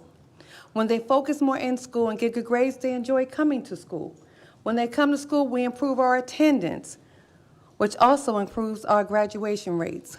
So, I am presenting to this board Blow Out the Candle, which is a book that has tools, skills for them to control their temper, to step away for a second, get their stuff together, and come back and continue the work that they need to do in the classrooms, as well as for the teachers, because it's for teens plus. Sometimes we all need to take a minute We all know we've had situations where we had to go back and say, you know what, I could have handled that a lot better had I just took the time to sit down and think or focus. Well, popping the rubber band on my wrist didn't work for me. I'm going to tell you that now. Matter of fact, it made things worse after that. I was mad about that. So I personally wrote Blow Out the Candle because I have technique in here, which is called Blow Out the Candle, that works. And the reason it works is because it starts from the beginning when you first get angry. Usually when we first get angry, you know what? We don't say anything. You can be, I call it being on fire. That's what Blow Out the Candle is about. Everybody in this room can be on fire, and you know what? We won't be able to tell because we're all still smiling and talking and everything. But we're on fire. But bump into us in that hallway. Or go home and let your husband say something to you, or the kids. We all know how that goes. I don't need to go any further, right? So Blow Out the Candle was a stay out of jail card, keep your job card, focus card, let your kids live card. Understand? It's for teens and adults, and I wanted to introduce it to you guys because I would love for it to be in the libraries. Thank you. Thank you. I appreciate that. Our next speaker, Reagan, is it Fries or Freeze? Freeze. Sorry about that.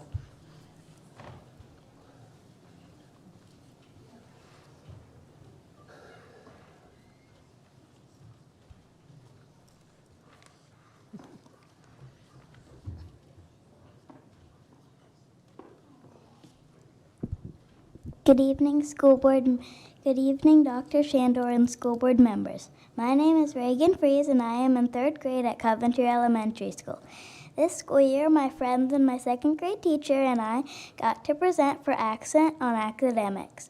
We talked about our Bee and Garden Expo. I enjoyed getting ready for the presentation and sharing what we learned with everyone. I like hearing other people present because I like learning what they're talking about and doing at their school. I think other kids should get the chance to present so they can feel what it's like to talk in front of everyone about cool things they are learning. You should keep this part of the meeting. I also like hearing about the seniors of the month and the student service winners. That is my favorite part of the meeting. It's fun to hear what the high schoolers do and how kids help other people. One day I might be a part of it. Thank you. Thank you very much.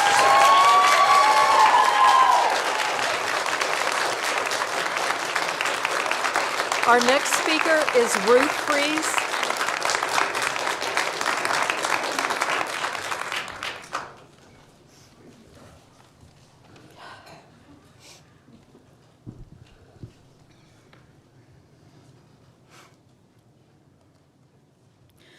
Good evening, board members. My name is Ruth Fries.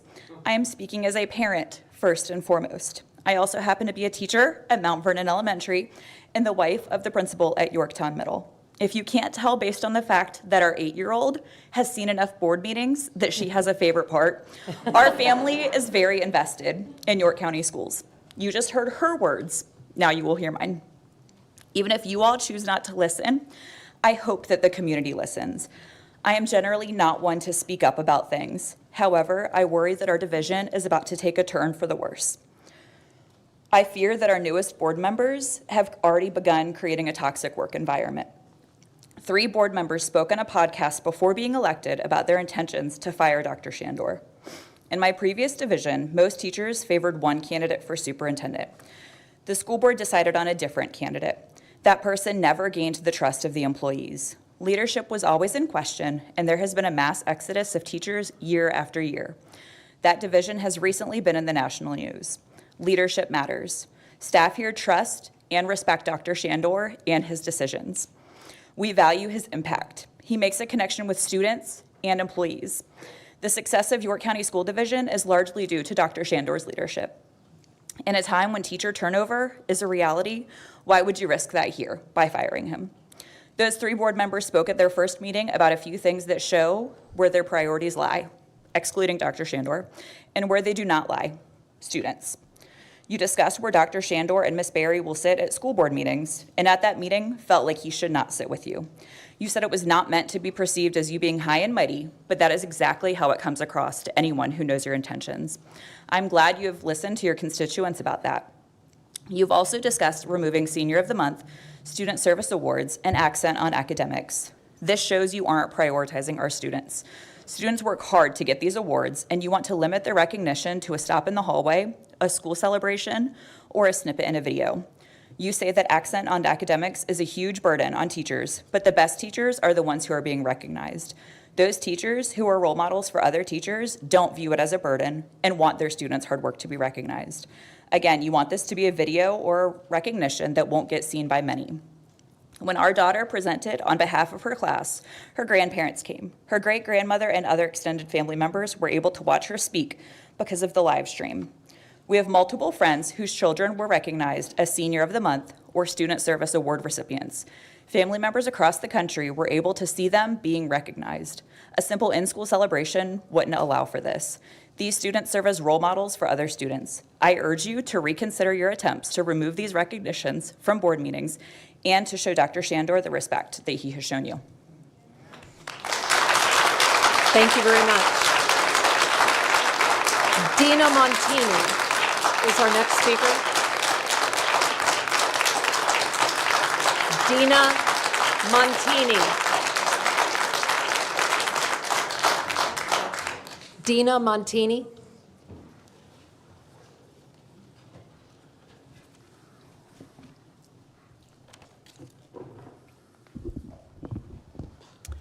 Good evening. My name is Dina Montini. I'm a resident of York County, parent of 3 York County students, and I've been teaching and coaching at Grafton High School for 25 years. 12,000 students, including my own 3 children, are counting on all of us to solve problems.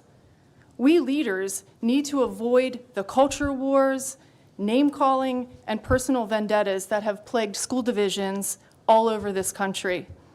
We know that cohesiveness and trust between school board members and the school division it serves are important in achieving the level of success we have attained in York County.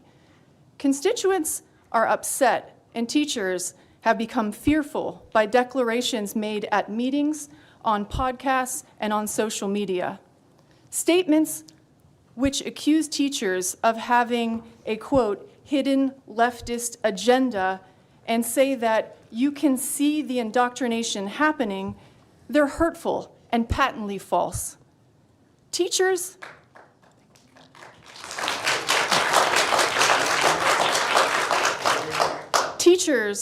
teach all children who walk through the door. York County teachers, like me, like the teachers here, they're trained to respect every student, no matter how they think, look, talk, vote, love, or pray. We do not indoctrinate students. We accept and respect them as they are. We do not consider respect, compassion, empathy, and grace to be the, quote, liberal, left-wing woke agenda. We think those values are nonpartisan and integral to educating children. School board, school administrators, teachers, parents, students. We should be a team. We need to work together towards a common goal. Team captains, you need to meet me here. Let's come together and problem solve. Our mission comes with incredible challenges, many of which you may not yet know or understand. Together, we need to seek out the truth, and we need to engage in meaningful discussion. We have nothing to hide. Come to my classroom and see for yourself. You're coming Friday, you've already been. Come to room 318 at Grafton High School as early as 7:20 tomorrow morning, and come see why. It's always a great day to be a Clipper. Thank you. Thank you very much. Speaker number 8, Bob Hargett. Yep. Speaker number 8, Bob Hargett. Got these for the board members.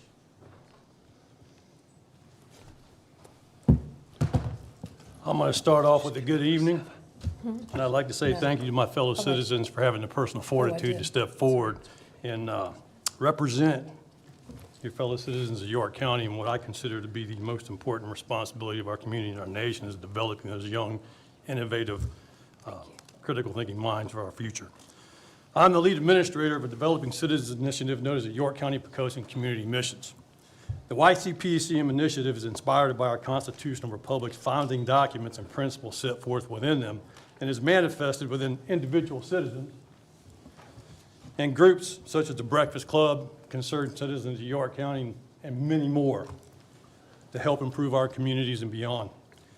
The YCPCM is a non-affiliated structure organization for all citizens to participate within the precepts of this constitutional republic that self-governance has its strongest bond and highest authority at the local level and propagates across local communities and up to the state and federal levels. One of the objectives is we would like for we the people to understand that we are the primary branch of government within this self-governance system, particularly as a support multiplier within our local community. So to my fellow citizens sitting on the board, I would like to give you the opportunity to reach out to us to spread your thoughts and your ideas so we can help spread them across the community. But the primary goal is to avoid a lot of this confusion and anger, and we can probably get more cohesive actions going on in our community. On a personal note, during this development of the YCPCM initiative, citizens stated that our school system needs to stick to the basics of reading, writing, and arithmetic. I would argue that the realization that historical facts are hard to come by, and often in these days are completely omitted or misrepresented. A couple of examples. This nation is not a democracy. Hearing that all the time. The Pledge of Allegiance is actually a pledge by each citizen to every other citizen to protect those individual rights and to also how to conduct yourself within the community. The only way we can really move forward with our communities cohesively is understanding our true history. So, we the people elect our fellow citizens to represent us, but to not support you and to not communicate with you and to not offer oversight over you is no longer acceptable. So you have a tough job. I do recommend that you smile from time to time when you have the chance, but I do give you best wishes for this representative body in this endeavor. Thank you. Thank you, Mr. Hargett. And I apologize, I skipped over speaker number 7. The pages stuck together when I was moving them. Rocco Montini.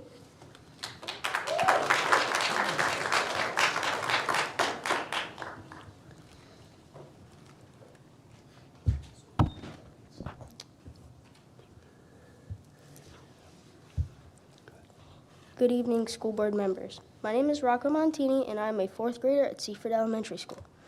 I am my class representative for the Student Advisory Board. I love my school, and I've had really great teachers throughout my school years. Ms. Andrews, Mrs. Manicone, Mrs. Morhuse, and Mrs. Griffith, and Mrs. Herrick are awesome. We have great principals, too. Mrs. Nagel and Mrs. Vandegrift are the best. Together, we have worked through COVID, online learning, and a major school renovation. Here's what Seaford Elementary School is doing well. The teachers and staff are amazing at helping the students. Seaford Elementary School has a great learning environment. The students are safe, prepared, in control, kind, and engaged. The new renovations make it fun and easier for students to learn. Now here is where we need your help. Last Tuesday, on the day of my SGA test, our bus was more than 30 minutes late. It happens often. Our bus drivers are great, but we do not have enough of them. Sometimes we double route or wait for drivers to finish their route and come back to Seaford and pick us up. We get out of school about 3:20, and sometimes I don't get home until 4:45. That makes it difficult to get to baseball practice by 5:30. Thank you all for serving on our school board. This is a great place to learn, and I hope you can help solve our transportation problems. Thank you.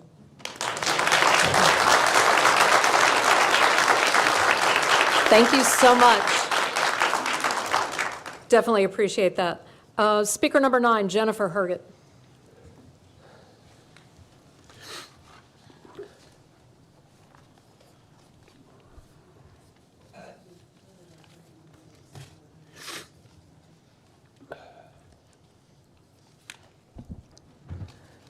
Since the COVID-19 and vaccine fiasco, I found myself researching health and health-related issues within our communities and across the nation. My daughter and I have both been personally negatively affected by 5G Wi-Fi, and I feel it is necessary for me to share research with this school board and our community. It is my understanding that over the past few years, children are being exposed to Chromebooks more often than real books in our school.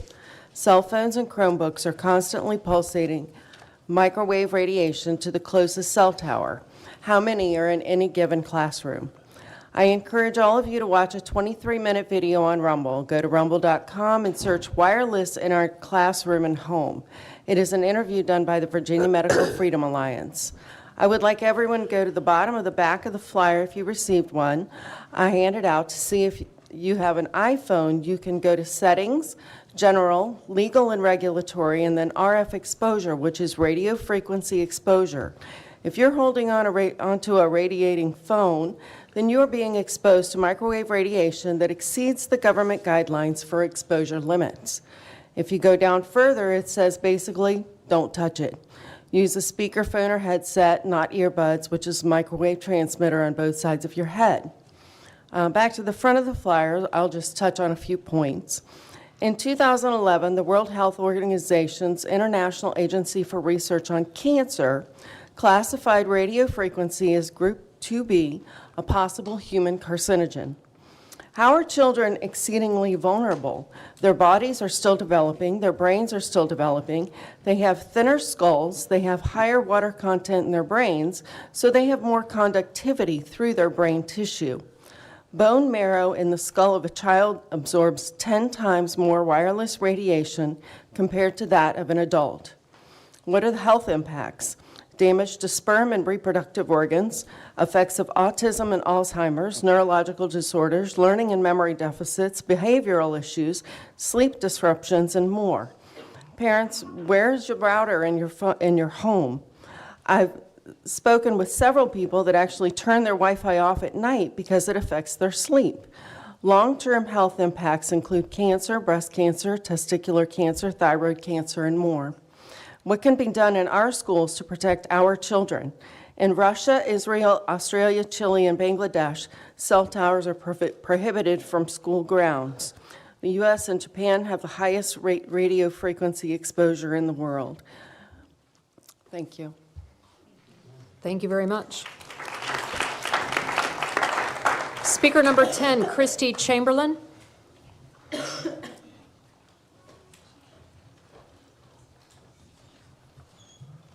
Good evening. I'm here to voice my concern not only as a parent of 3 children in YCSD, but also as a PTA Executive Board member, Gifted Education Advisory Committee representative, community member, and taxpayer. My concern is for the future of YCSD under the new school board, given the behavior that I have witnessed by 2 of the new board members on social media during the previous 2 years leading up to this election. I first became aware of these 2 people when they began posting disinformation and rude comments on many different local social media groups across platforms.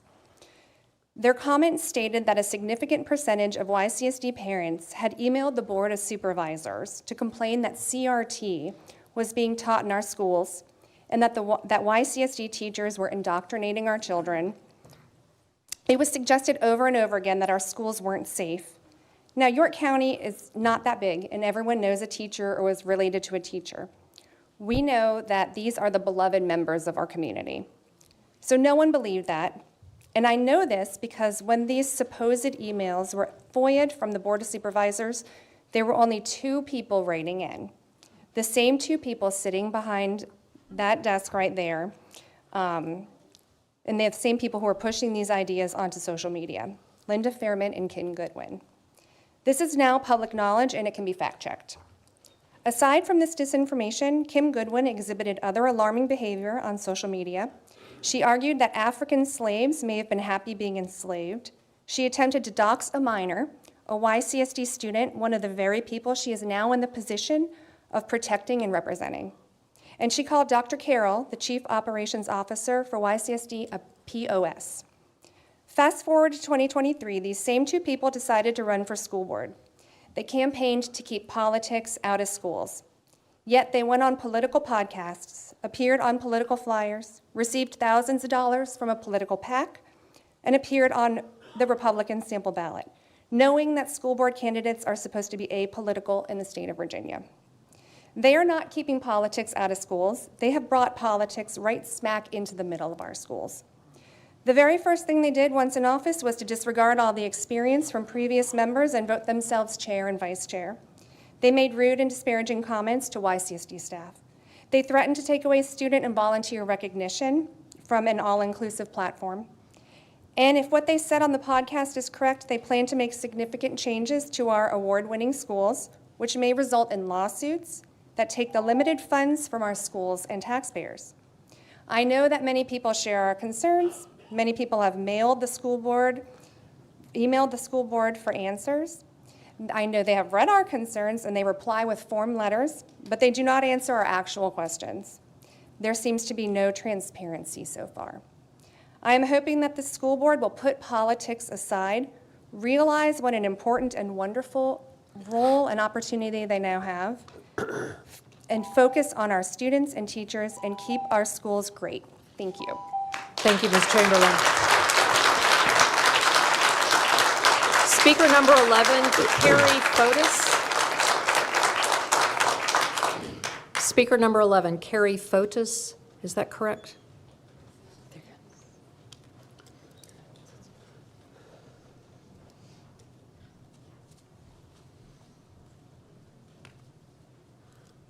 Good evening. I'm Carrie Fotis. I'm a resident of Yorktown as well. I'm a retired York County school teacher, special education, and the current owner of the Hampton Roads Dyslexia Center. As a lifelong learner and educator, I place the education of our children as one of my highest priorities and certainly have devoted the bulk of my life towards that. I am proud to say I worked for close to 20 years at the Blue Ribbon Tab Elementary School with colleagues who worked diligently for our students to master the standards of learning at the highest levels possible. Our work and success came in no large part to all of us living out Tab Elementary's motto, together, everyone succeeds. From the top down, we were a family who supported each other personally and professionally. We knew that without a shadow of a doubt, every learning achievement could not take place without trustworthy relationships that were built and nourished. Strong, collaborative, supportive relationships between administrators, teachers, parents, and of course, the students. We may have had disagreements, of course, but we were always on the same team working towards the very same goals. I am most distressed and disappointed to see the antithesis of this team approach playing out with the new school board members. Your words and actions in the first few weeks of your tenure have only sown seeds of discord and mistrust. The coordinated, predetermined political agenda the new board is attempting to push through is appalling. Listening to the extreme right-wing John Frederick's podcast conversation that the new 3 board members took part in prior to their election was both disturbing but enlightening. Listening to them lay out their plans and strategy to take over the majority interest of the YCSD board in order to push their agenda through was startling. Listening to them discuss firing Dr. Shandor and suggesting York County teachers are somehow indoctrinating and grooming our children was ridiculous, but stunning. Listening to them at the first school board meeting attempting to establish their dominance through removing the superintendent and attorney from sitting at the same table as them was disrespectful, petty, and childish. And if all of that wasn't bad enough, reading the outrageous screenshots of social media posts from the new board members, such as those using expletives to refer to our leaders and saying, it really is impossible to know if enslaved people were happy or not because we weren't there to talk to them, so how could we possibly know? It was sickening. I understand that York County is a politically conservative county. It always has been. But this is not who we are. And I'm here to say that your Moms of Liberty style takeover is not welcome here. Thank you, Ms. Fotis. Alicia Depp, speaker number 12.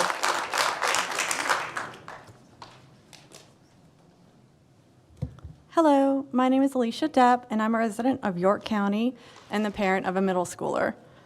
Like many of you, I listened to the organizational meeting on January 8th and unfortunately was not surprised that two of the most junior members of the school board nominated, then confirmed their new positions as chair and vice chair, with the help of the third newly elected school board member. I was also not surprised that the entire meeting seemed to have an undertone of cleaning house and a scorched earth policy. I say not surprised because the new board members all essentially agreed that this is exactly what they were going to do. I draw your attention to the podcast on John Frederick's show dated September 27th, 2023, in which each new member discussed how they would all vote the woke leftist superintendent and his woke administration out the second that they got the opportunity. They all voted yes. Would they fire him? During that same podcast, Ms. Goodwin discusses training events that she went to in which they would bring up the idea of essentially putting the superintendent and their office staff in their place. But at the meeting, the organizational meeting, posed the question as something that a constituent brought to her directly when referencing removing the superintendent and attorney from the dais. I draw attention to this in the spirit of transparency. If the newly elected school board members want to work with the community and constituents, then why would they give themselves an overwhelming majority when it comes to policy? I feel like it is already clear anything that is posed or voted on with the board and is proposed by one of the three of the majority, then it's as good as passed, and that's sad. I hope that I'm wrong and that I will see all of the board members work together to serve York County students and staff. There are 5 districts represented here. I don't want to see a scorched earth policy and everything burned to the ground on the whim of 3 individuals, only one of which has children actually in the York County school system currently. I vehemently oppose the idea of moving student recognition to the school board level versus being presented in the board meeting in person. As one of the members said, it would be a disservice to the children to have them stop their homework at 6 p.m. to come to the board meeting. Well, wouldn't stopping instruction for the school to present at an assembly cause more of a disruption? The students and families take great pride in coming before the school board, but also there are working parents. I'm a working parent. My husband's a working parent. We can't just take off in the middle of the day and come to these events. It's a lot easier to do it in the evening. There are also active duty military members who can't be here in person, and it's so crucial. Grandparents that can't come. I feel like it would be a very big disservice to remove that from these board meetings. Thank you both very much. Thank you very much. Speaker number 14, Jillian James.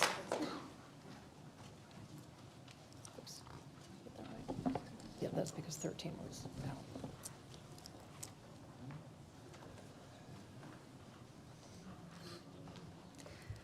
Speaker 14, Jillian James. Going once, going twice. All right, I guess that individual left. Speaker number 16, Gary Porter.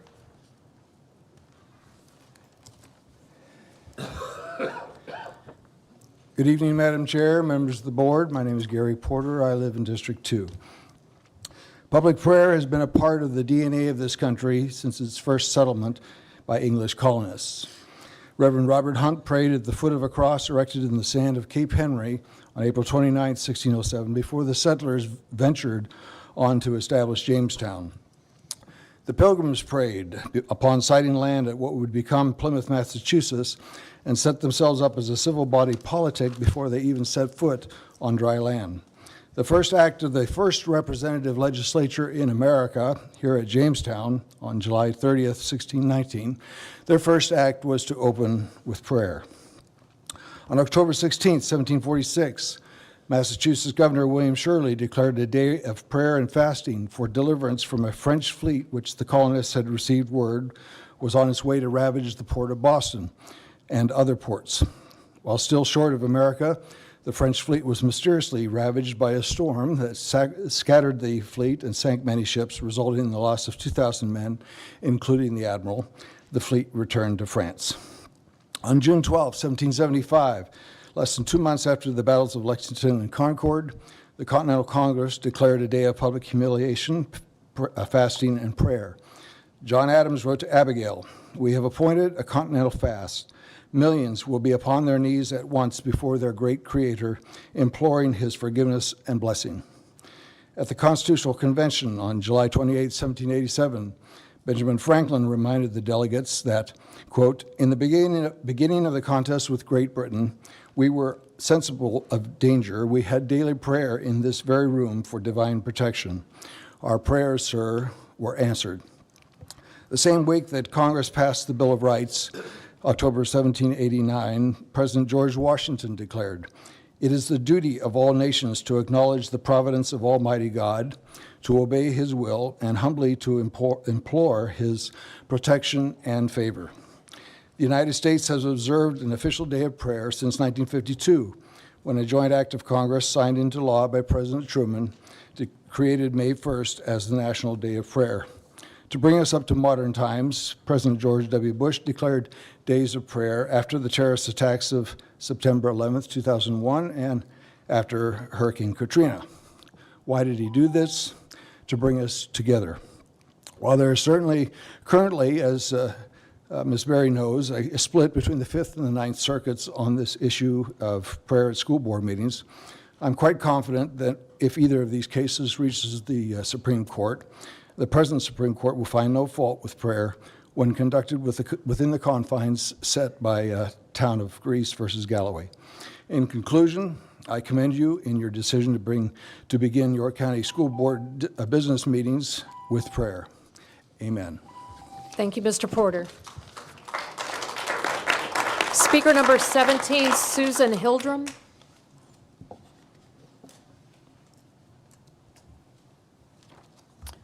Hello, Dr. Shandor, members of the school board. I'm Susan Hildum. I'm representing the York, James City, Williamsburg, NAACP Education Committee. I'm here with Sam Uri, who's co-chair of the committee, and also with our student intern, Andrea Smith, who's a student at William and Mary, and worked on the report that she created for us regarding school equity within this school district. So the information that some of the information that we came up with includes the information that, well, 56% of the student population is white and 13% is black. We have the racial makeup of the educators that amounts to 9% of black educators and 85% white educators, compared with just 56% of the student body. And then we go on to teachers in the classroom, and it gets even lower. The black teacher population within this school district is 7.9%, say 8%, and the percentage of white teachers is 86.5%. Again, that's very weighted towards the, many more white teachers compared to the student body. And we know that it's important for black students to have black teachers in front of them as role models, and black teachers inspire them to achieve more academically and to stay in school, and it supports black students to stay in school and graduate.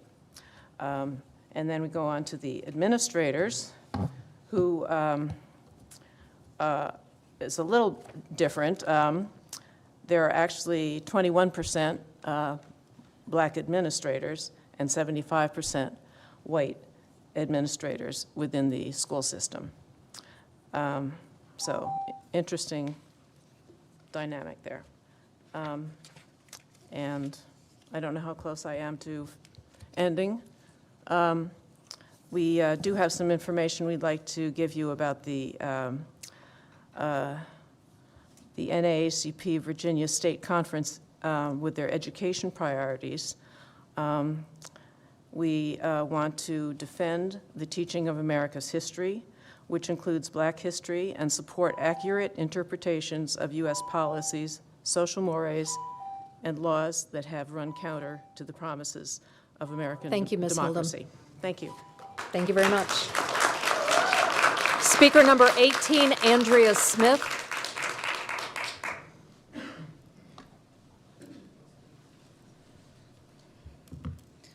Hello, everyone. I will be continuing off of where Susan left off.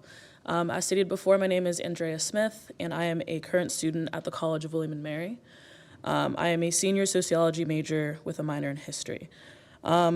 So I started this project as part of an internship that I completed last semester. I started working with this data in October. And most of the data I got off of from the Virginia Department of Education, but I would not be able to have had access to so much of this data had it not been for my two colleagues. I was troubled by how difficult it was to find demographic data on York County, and that it took people that were actually educators in the system to point me to the correct resources. The information is there, but it's very difficult to read, and I had to do a lot of math to figure out what it actually means. So for my section, I want to be talking about the percentage of students passing state tests. So this is not the average scores, this is simply students that are passing state tests. And if you look at our demographic populations, where we just only looked at Black and white students, even though there are other demographics represented in this county, across the board, through every single exam, including reading, history, science, math, writing, every subject, consistently Black students are passing at rates that are about 20% lower than white students.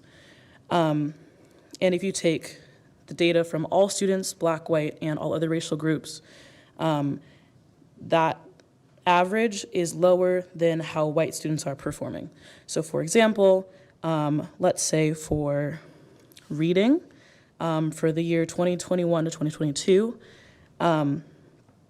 white students were passing at a rate of 91%. The average of all students were passing at a rate of 87%, and Black students were passing at 73%. This is one of the better examples. In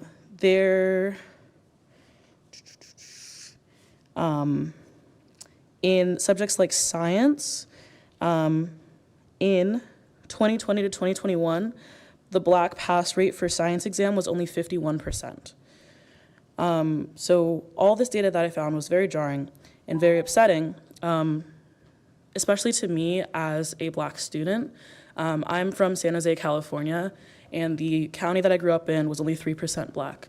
So going back to the statistics that Susan just mentioned, there is 13.2% Black students in this county, and they're still not being represented by their teachers, and they're not passing basic tests that are supposed to show how successful they are in schools. And so that is something that needs to be changed. Thank you. Thank you very much. Mr. Samuel Uri, Jr.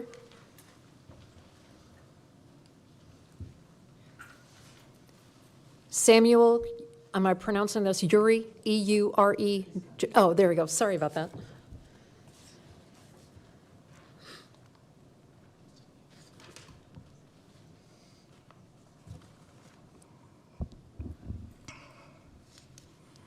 Good evening. My name is Sam Uri. I'm the co-chair of the Education Committee for the York, Williamsburg, James City County NAACP chapter. We have an excellent example in the Williamsburg area of a group that's very committed to intergroup working. That group is called the Village Initiative. The Village Initiative puts out a report that goes to the Williamsburg, James City County School Board system every year. They put out the report 5 years in a row. We felt concerned that there needed to be something similar done for York County. We don't have the detail that their committee has. We didn't have the assets to produce the same sort of product. But the information that we were able to discern from public sources made it that there were some things that we want to make sure that we're not only accounting for, but figuring out ways to improve and change the statistics that we currently see. We would like everybody, every student, to be performing at a higher level. We looked at the demographics, and sometimes you can't be what you don't see. In other circumstances, we started to realize that when you're looking at special education programs, there are statistics that seemingly flip when you go from elementary school to middle school in terms of the numbers that are greater in terms of percentages. And then when you look at advanced placement classes, you see that many kids take the advanced placement classes, many fewer students actually take the AP tests. And the numbers that you see don't match up with the demographics in terms of the school population. What she was unable to continue with, and what I'm going to continue with saying, is that we also emphasize developing and augmenting existing policies that ensure accountability of school employees whose actions or inaction contribute to racist school cultures. Understand that literacy as a civil rights issue. Support school libraries that do not censure American history and culture, and require recurring cultural competency training as a part of the teacher certification and professional development processes, with standards determined by a diverse group of education, civil rights, and community leaders. That is our mission, that is our drive, that is our emphasis, and why we feel this report needed to be put together. There's some things that we need to look into because there's some things that kind of tie in. Is there an impact in terms of Title I schools? Is there an impact in terms of those that are economically disadvantaged as well as racial interactions? We also are concerned with how difficult it is to pull up the data for high school special needs students so we can kind of track things out. Also, we found difficulty with low elementary school numbers that say if we have that show you a number, it's going to be able to identify the kid. But we feel that if, as an aggregate, you say, okay, there are 20 kids total, you don't have to identify their school, and at least you have adequate numbers. Thank you, Mr. Thank you for your Uri. time. Thank you very much. Speaker number 20, Randy Eaton.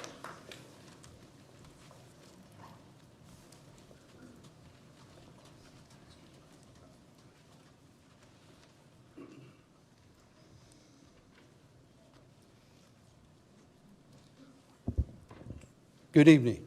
My name is Randy Eaton. I live on Nevada Circle. I'm in District 1. I have been supporting the York County school system since 1979. 3 of my daughters have graduated from Bruton High School, as well as my stepson. I have been involved, even though I am retired. I've been retired going on 14 years, but I didn't just sit back. I belong to an organization with York County Fire and Rescue called CERT, Community Emergency Response Team. I want to thank each and every one of you up there for serving and stepping up. It's not easy. It wasn't easy to go through the CERT program. That's why I brought that up. What I want to say to you and to everybody out in this room right now, the election is over with. And what we need to do is rally behind our school board, our school system, and our children, and move forward. I have gotten to know this board over the last 2 years. We broke bread together, sitting down. I know what each one of you are capable of, and I'm looking forward to you guys pushing the envelope, trying new things to improve York County schools. I thank you very much for serving. Thank you. Thank you, Mr. Eaton. Speaker number 21, Deb Wesley. Is that right? Yes.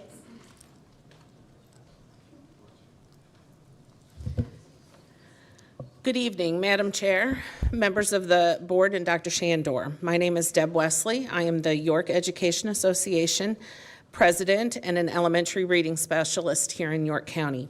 My address is 902 Dare Road, Yorktown, Virginia. The York Education Association is part of the Virginia Education Association and the National Education Association. The mission and vision of YEA, VEA, and NEA align with the York County School Division mission and vision. Collectively, we want to inspire, support, and value all students so they reach their full potential and acquire the skills and traits necessary excuse me, to be successful in the future. On behalf of YEA, I would ask that you continue to make compensation a top priority, specifically restored steps, cost of living, and step increases. All educators, including bus drivers, custodial staff, secretaries, and paraeducators, need a living wage that is commensurate with years of experience. We recognize that economic issues past and present prompt difficult decisions concerning the budget. We appreciate YCSD and the significant efforts taken to improve our compensation. And there are currently bills in the General Assembly that would require the state to fully fund the standards of quality and ensure that our teacher salaries are at or above the national average. YEA and VEA will continue to advocate at the state level for increased educational funding. Members of the board, as you begin your journey in new roles, responsibilities, and colleagues, with your new roles, responsibilities, and colleagues, I want to share a little about circles with you. When we were young, our circle was very small, and we were the center of our own circle. As we grew, so did our circles. Our circles began to include family and friends, then classmates, and eventually coworkers and colleagues. We continually draw bigger and bigger circles. Sometimes it's easy, sometimes it's hard, but in all of the circles we have, there's a difference we can make and wonderful things can happen. I do have a book for you tonight. Not a big surprise, right? It's called The Circles All Around Us, and that does a beautiful job of explaining our circles of influence. In addition, this month you have a resolution about Read Across America for your consideration. Read Across America celebrations began 25 years ago. The National Education Association created a campaign to promote and celebrate reading. Read Across America celebrations have expanded all over the country, and it is to support and encourage reading. Did you know that reading to children strengthens the part of the brain associated with visual imagery, story comprehension, and vocabulary development? Reading aloud also strengthens children's social, emotional, and character development. The YEA has another book for you that we hope that you will share with the school communities. The books are funny and engaging, and we hope you enjoy sharing these books with Thank the you, Ms. students. Wesley. Speaker 22, Todd Hoagland.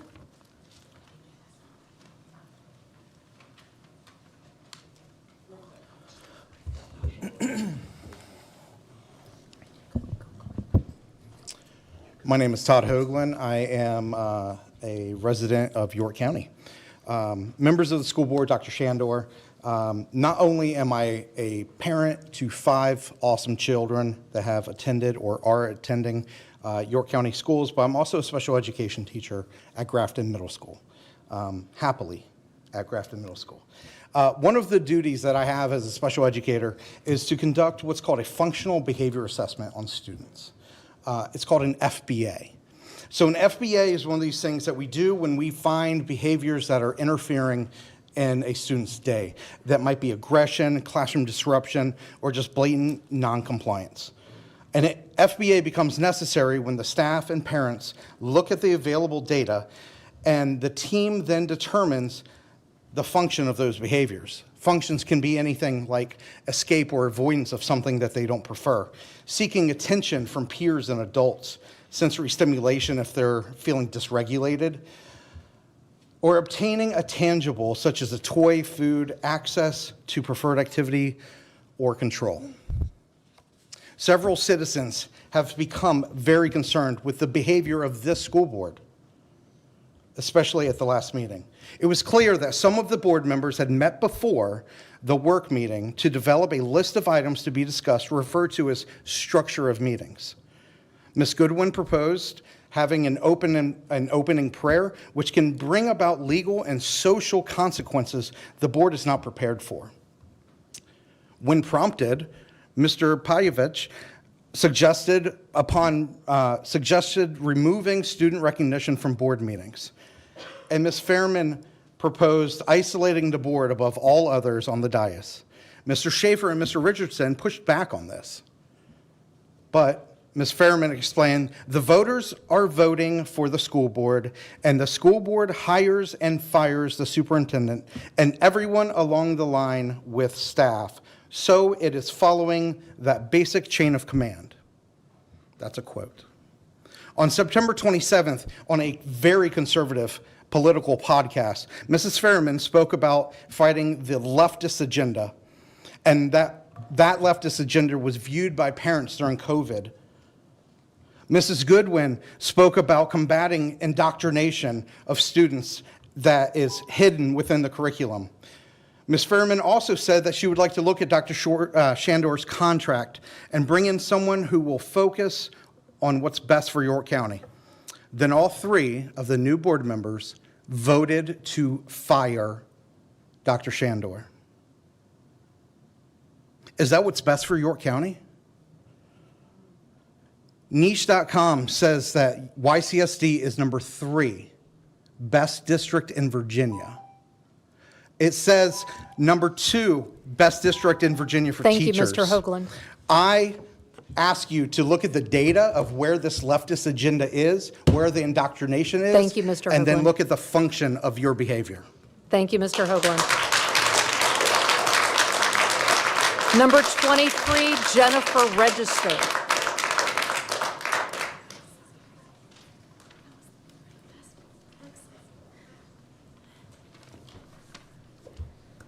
Good evening, everyone. My name is Jen Register. I'm a York County resident, PTA president, and proud Yorktown Elementary School parent. I'm coming to you with good news. Along with pretty much every other York County resident with school-age children, I moved to York County because of the fantastic public schools.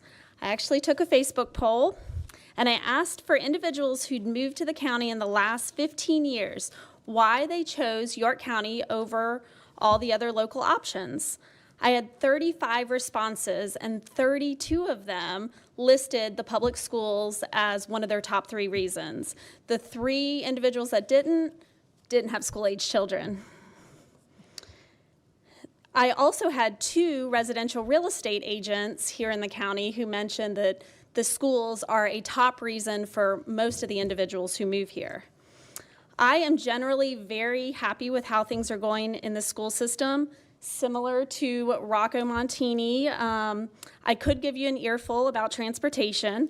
However, I recognize that the fact that that's at the top of my list means that I'm extremely fortunate to be part of such an exceptional school system. Personally, I'm a graduate of Newport News Public Schools, but I was fortunate to be accepted to the College of William & Mary in my freshman year. I made friends with several individuals who were York County grads. I vividly remember being impressed by how much more prepared they were for the rigors of academic life at William & Mary. When our oldest was in pre-K, we began looking at our options for schooling. We were living in Newport News and not happy with the public options available. We knew we could either spend money on private school or put more towards our mortgage and get our son into the public schools in York County. We chose the latter. We chose to sell our 3,100 square foot, very nice house in a wonderful established neighborhood in Newport News for $340,000 to buy a 2,800 square foot house in a wonderful established neighborhood in York County for $409,000. If you're doing the math, we spent $50,000 more and essentially got less square footage just so that we could get our children in York County schools. Once again, great news. You all are in a fantastic position. We have a good thing that needs some tweaks. The great news is you don't have to burn it to the ground and start over. Thank you. Thank you very much. Speaker number 24, Lane Bradell. Hi, my name is Lane Bradell. I live on Wormley Creek Drive. I'm here as a parent. I've lived in York County for 10 years now. I have a first and a fourth grader at Yorktown Elementary School. I'm active in the school community. I'm the parent rep for GIAC.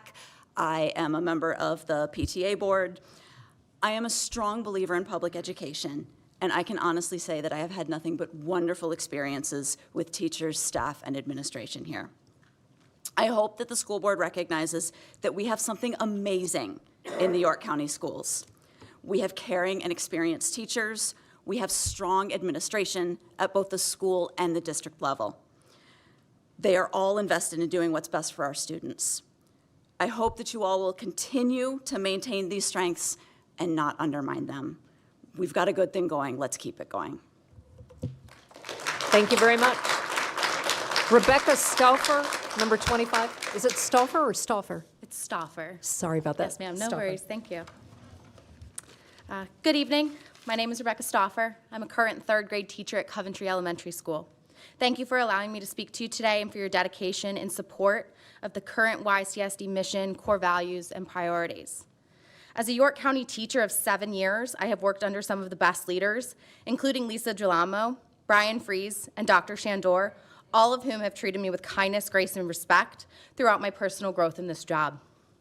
I am proud to have worked with educators and students who have had the prestigious honor of presenting to the school board members about incredible and authentic learning experiences, such as the Bee Expo from Mrs. Silver Conlon's class and the March Madness Book Tournament from Miss Alexia Perkins.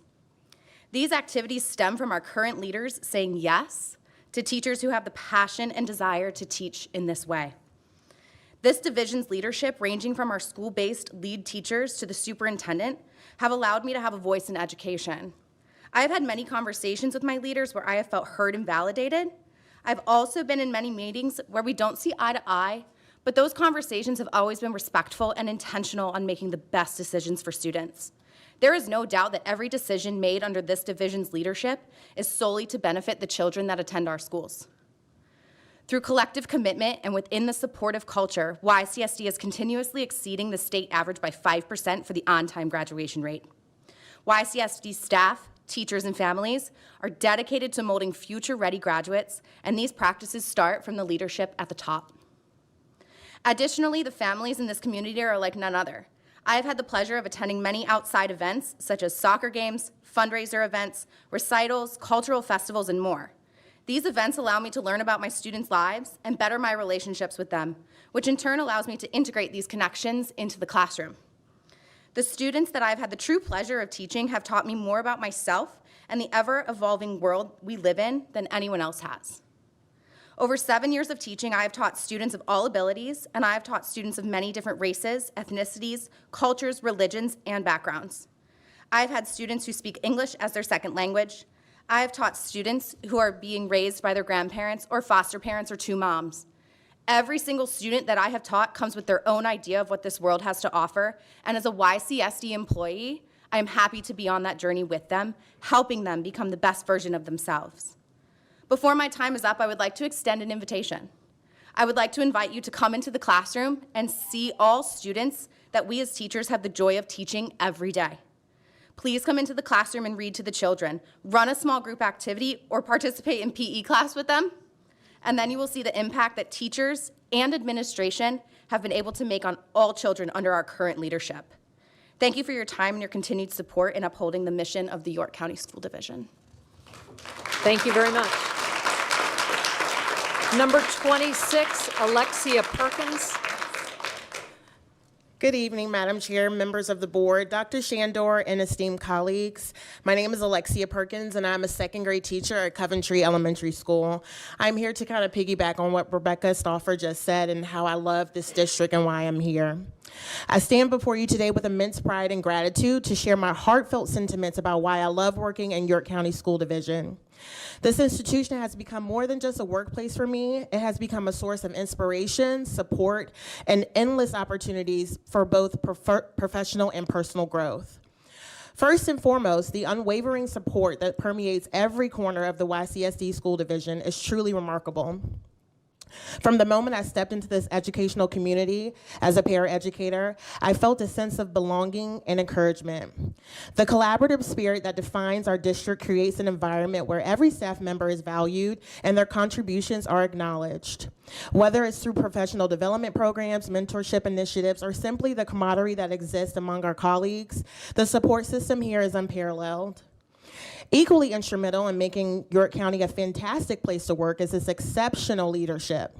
The visionary leaders at helm of our district have not only set high standards for academic excellence, but have also cultivated a culture of innovation and continuous improvement. Their commitment to fostering a positive and empowering work environment sets the tone for success and instills a sense of purpose in every member of our team. I first encountered Dr. Shandor during my time as a graduate student at ODU while working as a paraeducator in YCSD. Upon introducing myself, I was struck by his enthusiastic impression of love for York County. A year later, during the new teacher orientation, I was pleasantly surprised that when Dr. Shandor not only remembered our brief encounter, but he also recalled me by name. Ever since that moment, he has played an integral role in my sustainability in York County, as well as influencing me to strive for my professional growth.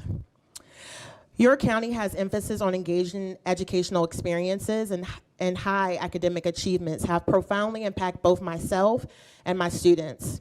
I have personally had the opportunity to bring my students to present to our school board. This opportunity afforded them the honor of confidently presenting what they've learned in class to a broader and more elite audience. This experience empowers students to grasp complex concepts, develop critical thinking skills, and articulate their ideas with clarity. As a result, the act of presenting becomes more of a pride in showcasing the culmination of their hard work and realization of their academic potential. The opportunity to present an accent on academics provides students to showcase their work and fosters a deep appreciation for learning, but also instills a lasting sense of achievement and pride in both educators and students alike. In conclusion, York County is more than just a workplace for me. It is a community that fosters support, leadership, diversity, and inclusion, ultimately leading to unparalleled student success and growth. As we continue our collective journey towards excellence, I would like to thank you for the gratitude of a part of being of this team. Thank you. Thank you, Ms. Perkins. Matthew Chamberlain.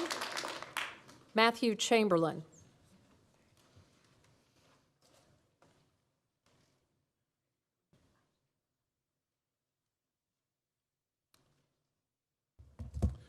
Good evening, my name is Matt Chamberlain. I'm a resident of District 4. And unlike my wife who spoke earlier, I'm really psyched about this new board. I'm excited about the ideas you had, the things you talked about on the podcast. I think it's time to tackle the woke mind virus in our schools, specifically starting in history. We need to change the way we teach history in YCSD. I propose that we stop teaching history prior to 1908. Why 1908? Because the oldest American is 115 years old. And according to Ms. Goodwin's rule, we can't know history if we haven't talked to the people who lived through it. So no history prior to 1908, if everybody agrees with me. You know, she gave a good example. We can't know if slaves were happy because we never talked to them. So for instance, Gordon here, he lived in Louisiana. We can't know if he was happy as he was whipped over and over again. It's impossible to know. Why did the Civil War start? No one knows. Who won it? Who cares? You know, we can go on and on. We can skip all the important, significant history of our area because no one talked to those people. You know, we can just skip it all over. Native Americans, colonies. We don't even have to talk about the fact that the very first humans who were sold into slavery in this English-speaking colony, that happened a few miles down the road from here. Really a 25-minute drive in 1619. But let's not talk about that because history is about making everybody feel good, right? So let's do that. That sounds like a great plan. Thank you, Mr. Chamberlain. Number 28, Tyrone Allen. Did I pronounce that right?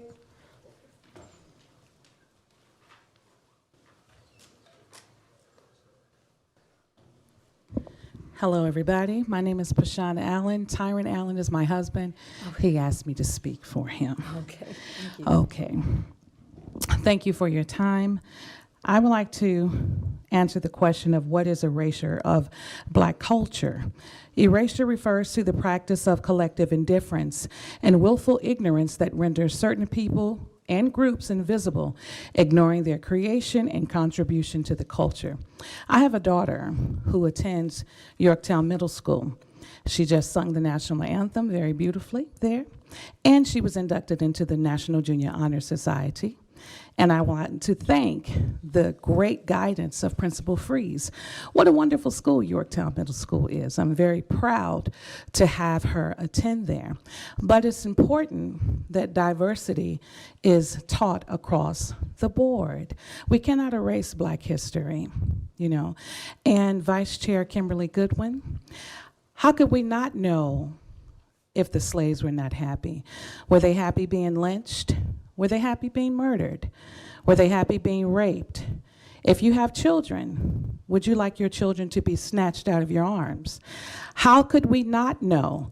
You don't have to talk to dead people to know that it's not a good thing to be brutalized.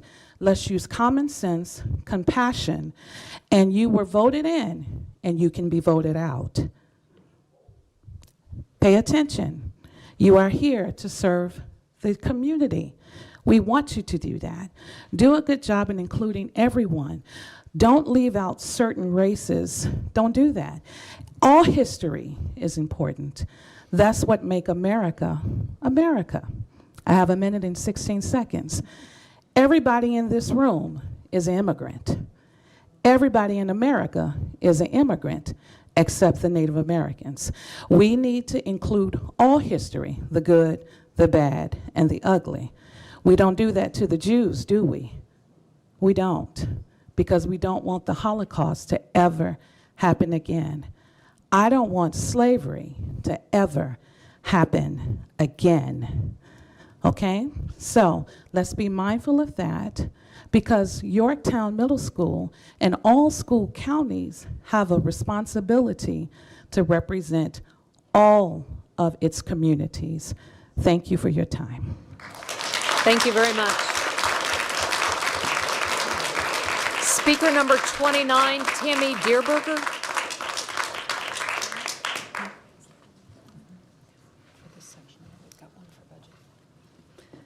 Good evening. My name is Tammy Deerberger. I reside in District 2.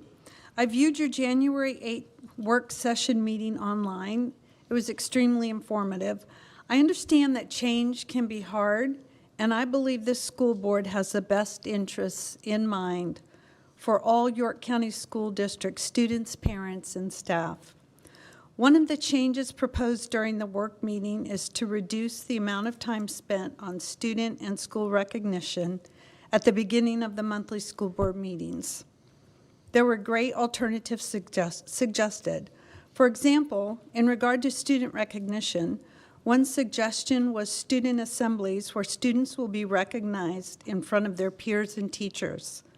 I believe recognition in front of peers is most rewarding, and it can serve as a motivation for all students in attendance.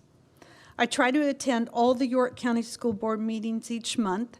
As a York County citizen and taxpayer, it is my privilege and responsibility to be informed on all matters relating to York County School District, such as instructional materials, budget, and all the other important business issues discussed and shared with the public each month.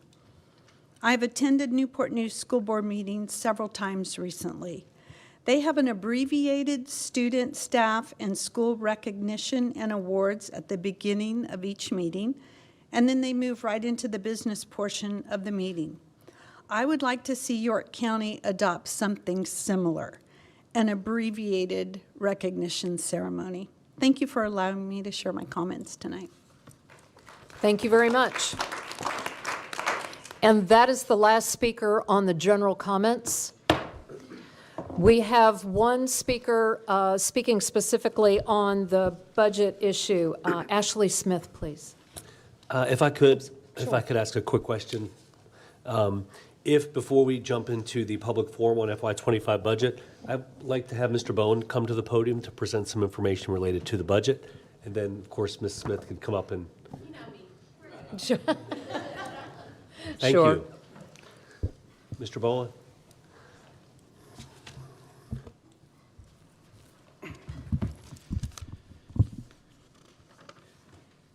Thank you, Dr. Shandor, Madam Chair, members of the board. Before we open up the public forum on the budget, I did want to brief the board on the changes. We didn't have this opportunity at the January 8th work session because we had just received the calc tool that Friday before. That's right. And so I wanted the community and certainly the board to understand where we are with our budget. As I mentioned, every budget season we are working with two budgets.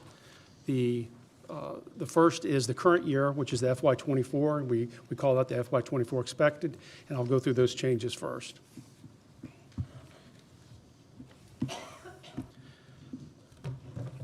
Excuse me.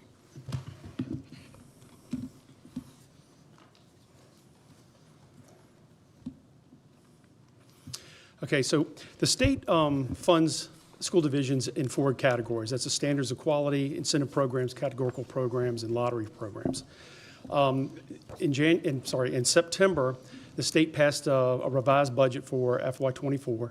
The state released, or the governor released, his revised budget in December.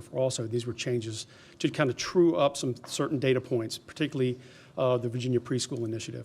But through those 2 changes, the school division is going to receive almost $4.9 million in additional funding than what we had started out with. And I'll quickly run through these categories. With state sales tax, we're losing $1.5 million. However, what happens with state sales tax, as that goes down, basic aid goes up. So you see the next category goes up $2.4 million. Now, not all of that is related to the state sales tax decrease. We did receive additional money from the state for support positions.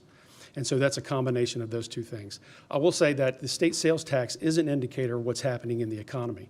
Now, any other year, I'd be concerned. However, what we know at the state level is that the state reserves are at their highest level in history. So if we do see a recession, which is being predicted for the latter part of this fiscal year, I do believe that the state has the money to weather that storm. Now, the next 2 programs I've combined together. This is the incentive programs and the categorical programs. So for the incentive programs, we're losing a little bit with at-risk money, but you can see the note there, it's split funded with lottery. So on the next slide, I'll show you where we got additional money. So this is a common tactic by the state.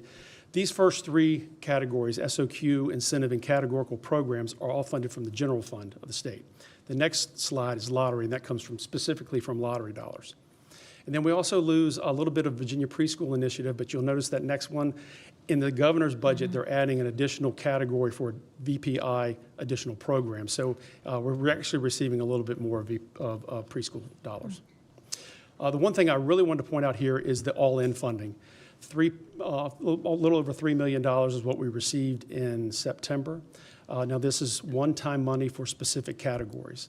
The 3 categories were for, let me see, to address additional learning, or to address learning loss, the Virginia Literacy Act, and chronic absenteeism.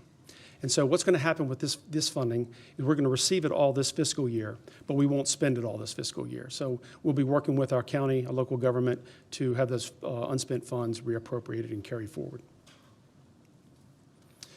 And on the lottery side, as I mentioned, the at-risk is split with incentive. We see an increase of $299,000. That's just where the lottery revenues have exceeded original expectations. And so they're shifting some of those expenses to the lottery funds. School breakfast, we're losing about $126,000. So in all, lottery, we're receiving almost additional $400,000. So any questions about FY24? Are there any questions with that? Okay, so real quickly into FY25, these are some of the factors that are affecting the governor's budget. There's a change in the local composite index for York County. Our LCI went down 1.45%. What that means is that there's a shifting of cost from local government to the state government. So this is about a $2 million swing in dollars that now will be freed up for other things like compensation or other programs. Rebenchmarking process occurred. I don't have a specific dollar to this, but it was significant. This is where the state looks at cost from 2022. They look at salaries, positions. They look at transportation, every cost in the school division, and then they update it. Update the salaries. They also add an inflation factor to that. So we saw a significant increase due to the rebenchmarking process. Also includes enrollment increase of 85 students. And you'll notice that we lost some one-time hold harmless money from 24 going into 25. So again, these 4 categories, you can see where the big change is. Standards of quality, we gained an additional $15 million. We lost incentive money, $10.5 million, and then we gained $1.6 million on the lottery funding. So real quickly, what happened was we saw the basic aid increase $12 million, and this is where a lot of the rebenchmarking came into play. Now, I will say this. When we got the calc tool, one thing we noticed, this number was almost $14 million. When we saw it, we knew something could possibly be wrong. We reached out to the Department of Education to confirm our numbers, and we ended up identifying that we had reported an error. related to transportation. And it was specific to special education. So there's a lot of data inputs that the school division provides the Department of Education. And so a lot of these data inputs generate these calculation tools. And it was about an $8 million, amounted to $8 million. We're still waiting for confirmation that the error amounted to that. But what we did is when they told us that $8 million was related to transportation, we just removed the full $8 million. Now, it could be, it may be only $6 million or $7 million, but we're going to work this budget with removing that $8 million, and if additional money comes to us, then we will incorporate those changes in the final budget in May. Quickly, is that $8 million included in this? It is not. It's been removed. Removed already. Thank you. What the statement was is that the increase in transportation was primarily due to the numbers that you've reported for transportation. So they couldn't give us a number. They actually have to go back and recalculate a lot of the costs, so it's going to take them a while to do this. This has happened about 2 weeks ago when we started having this conversation with them. So we expect to have that information shortly. So in the categorical programs and incentive programs, you can see that we lost the salary supplement. But what happens with the salary supplement? They give it to you in 1 year, and then they roll it over into the basic aid for the next year. So that was part of the $12 million that we saw increase in the basic aid on the previous slide. The grocery tax, hygiene, hold harmless tax, this was when the state approved eliminating sales tax on those items. They gave us some one-time money to bridge that gap and the loss of those funds, and they go away in fiscal year 25. There was a re-benchmarking error that the state had for us in the previous biennium, and then they provided that funding back to the schools, but they only provided it for 23 and 24, and so we lose that money. Again, I show the all-in funding for 24, but I have removed it from the budget in 25. It will be carried over.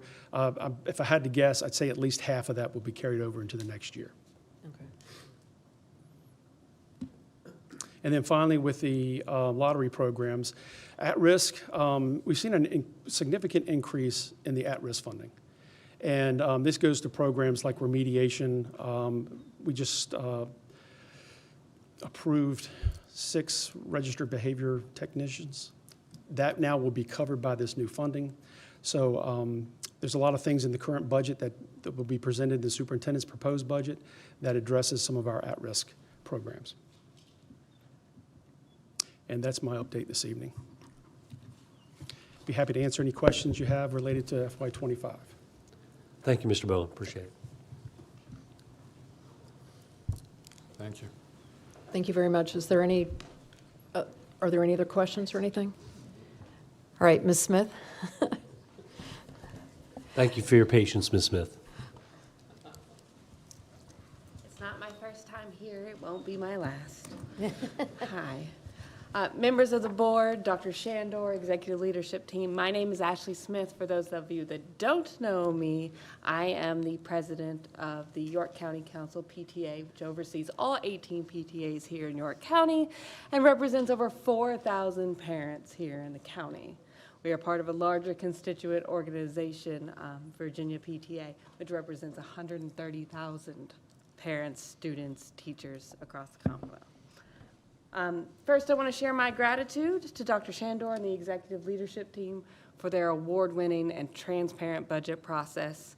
I come up here every year and I ask for things, and they are always as responsive as our local, state, and federal dollars allow them to be, and that has been amazing. Every time I have a new request and somebody has gotten to me the next day about what we're going to do about it, that is so appreciated. Tonight, I'm here to encourage that we continue strong investment, especially in our special education space. We know that our kiddos are still recovering from that little blip we had a couple of years ago.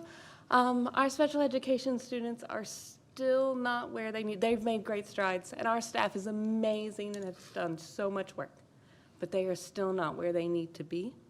And we need a strong commitment for our special education staffing levels, for the curriculum that they need, for the supports, for the assistive technology that we need. As you guys make your numbers, as you guys work those things, I know that you are doing everything in your power to make sure we allocate those things. My specific request would be that as you allocate staffing and as you think about how we're going to manage this next school year with our staffing and with how we're going to build our classes, that you allocate resources and staffing based on the real-time needs of the actual students in your classroom. Not just I have 10 students who have autism and 5 students with ADHD, but the real-time needs that have been documented by their teachers that they need. So I ask, as you new board members learn how to navigate that process, that you ask deep, real, meaningful questions about that. And I appreciate Dr. Shandor's team as you've continued to support our students. I ask that you continue to do so as you always have done. Thank you. Thank you very much. And that closes the comments on the budget. The next matter before the board, hang on just a second, is matters by board members. And we'll go by the districts. So District 1, Mr. Schaefer.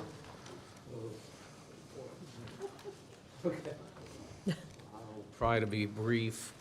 I have been out a little bit in the schools. Was able to attend a number of things last month. This month I'm going to try to go to more. I would say that we as a board, I think, need a retreat. I think that we need to get together and get things taken care of, because some rifts have come up that I think we can straighten out and get things taken care of. Yeah, thank you. Thank you. District 2, Mr. Payovich. First of all, I just want to say thank you for all of you guys that came tonight to speak. It means a lot to me to have a community that's involved as you guys are. This is how it starts. Honestly, like now participating, voicing your voice, concern to the board. We do listen, and I appreciate all your emails that you send and comments that you share with us here tonight. And I just want to share with you from my heart that we're not here to burn this to the ground. Like, no, I'm not here for those things. I do, as you mentioned, I'm the only one here that has the children in the school district, and I'm here for them. And along them is like your children. So we want to do this together. We are number 3 in a state, but in my opinion, we can strive to be better. We have those set areas that we can improve, and we as a board, we have policies that we can address to make those things happen. But I want you to be at ease to know that we are here for the children, that we want to deliver those promises to the children for their better education, for the better future. Me being here first time on the board, it's a lot to take on. So if there's people that I did not respond to the emails, I apologize. There's a lot of things happening, especially with the sessions that we have going on, with the budget and everything else going on. So your patience, it's very much appreciated on my end. So thank you for that. Now, what I've done so far this year, as soon as we took the oath, I went in trying to meet and greet as many people and students as I can. The first order of business that I went to, it was a class of 2023 and 25 diploma and pinning ceremony for AP class at York High School.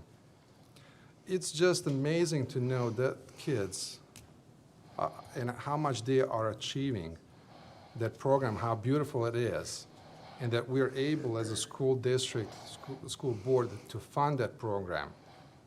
Across the board, Ms. Candy, she mentioned it as well, that we can grow it and we should grow it. I'm 100% for that. It's just an amazing place to have our children start. Next thing, Dr. Shandor and we visited New Horizons. I heard of it, did not know anything about it. Now I'm on the board of trustees. So it's like, yes, it's kind of started like that. But we walked the building, and Mr. Casey, Roberts Casey, he walks us through it, through every classroom. We met as like a lot of York County students in there who working hard and are ecstatically excited about being there and learning those things, the trades, and even on the Governor's School of Science researches, and open my eye how much those children care about their future and how much we should care about their future as well. The following thing that me and Dr. Shander went to together as well, it was the VSBA orientation class in Richmond. It kind of, it brought out a basic information of the school board meetings, school board agendas, and how the meetings are conducted. It was a very informative meeting. We met a lot of people across the state, and it's encouraging to know that we all have the same issues. So, like, no, this is not just York County. It's like, no, we all dealing with the same problems, and it was encouraging to me to know and share those experiences across the table with them and how to resolve. Last thing, it was the science and engineering fair at the Grafton High School. What a beautiful night. It was just amazing. There was, I believe, 82 exhibits, approximately. 42 elementary and 24 high school-ish, something like that. But kids put so much effort in their projects. They knew so much about what they were doing that I walked away knowing certain things that I did not know before.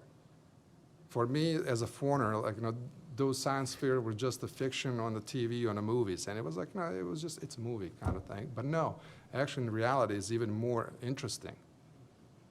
And afterwards, we had awards for the students.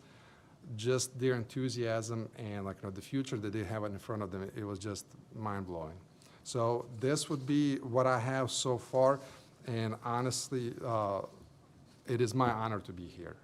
And I just don't want you to ever to mistake that you and your neighbors trusted me with their children, their education, gave the vote to me to be here, and I would not want to disappoint any of you guys. So thank you. Thank you, Mr. Pavich. District 3, Ms. Goodwin. Yes, I'd like to kind of tag on to what Mr. Pavich said. First of all, getting oriented when we were all sworn in, and then it was a lot of orientation into kind of just learning the ins and outs of things. And I first want to thank the executive team for the extra time they probably had to spend educating a new board, because if you had your old board, you don't have to go through that process. So I do recognize the time that it takes to spend in doing that, and I appreciate that. And I appreciate how everybody was very welcoming and friendly and smiles, despite things that you may have heard and all of that. So, you know, you could have responded otherwise, and I appreciate how you all conducted yourselves.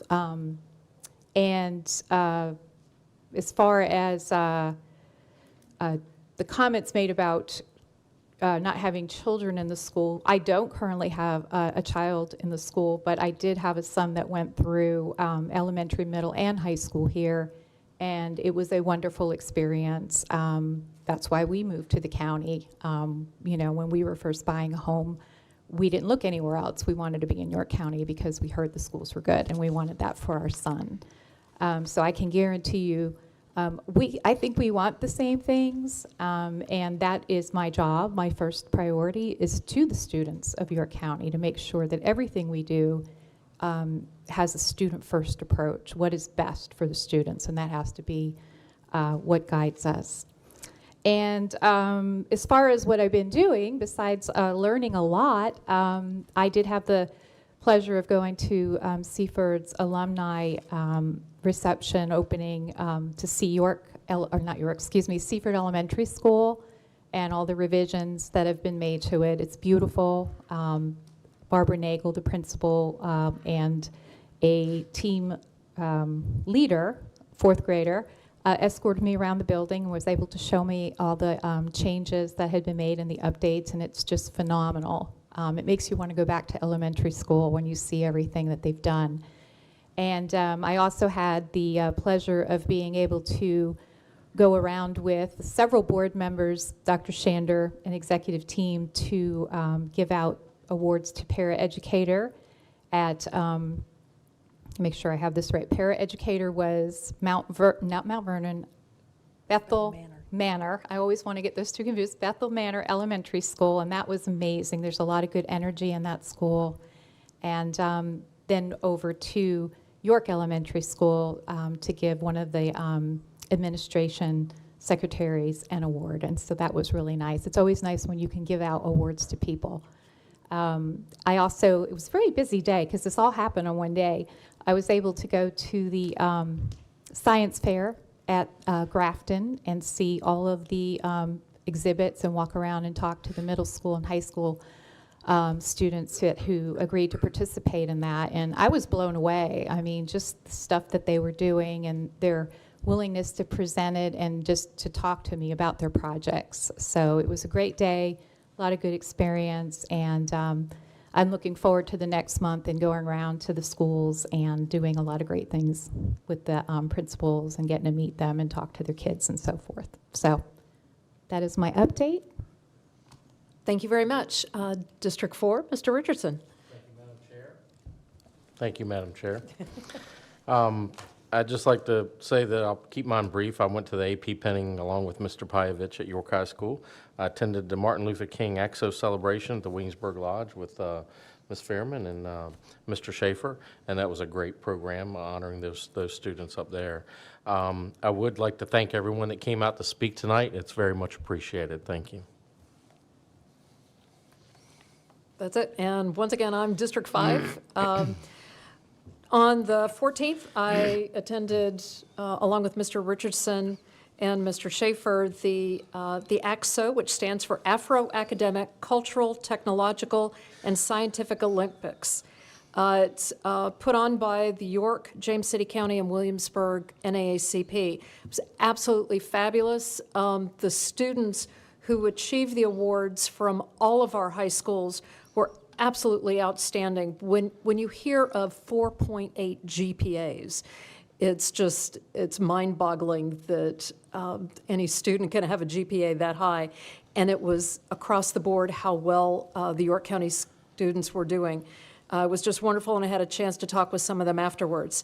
Last Wednesday, I had fun delivering the yard signs to the seniors of the month, which was a lot of fun. I only got caught by one parent putting it out, so it was trying to hide it as I was going along.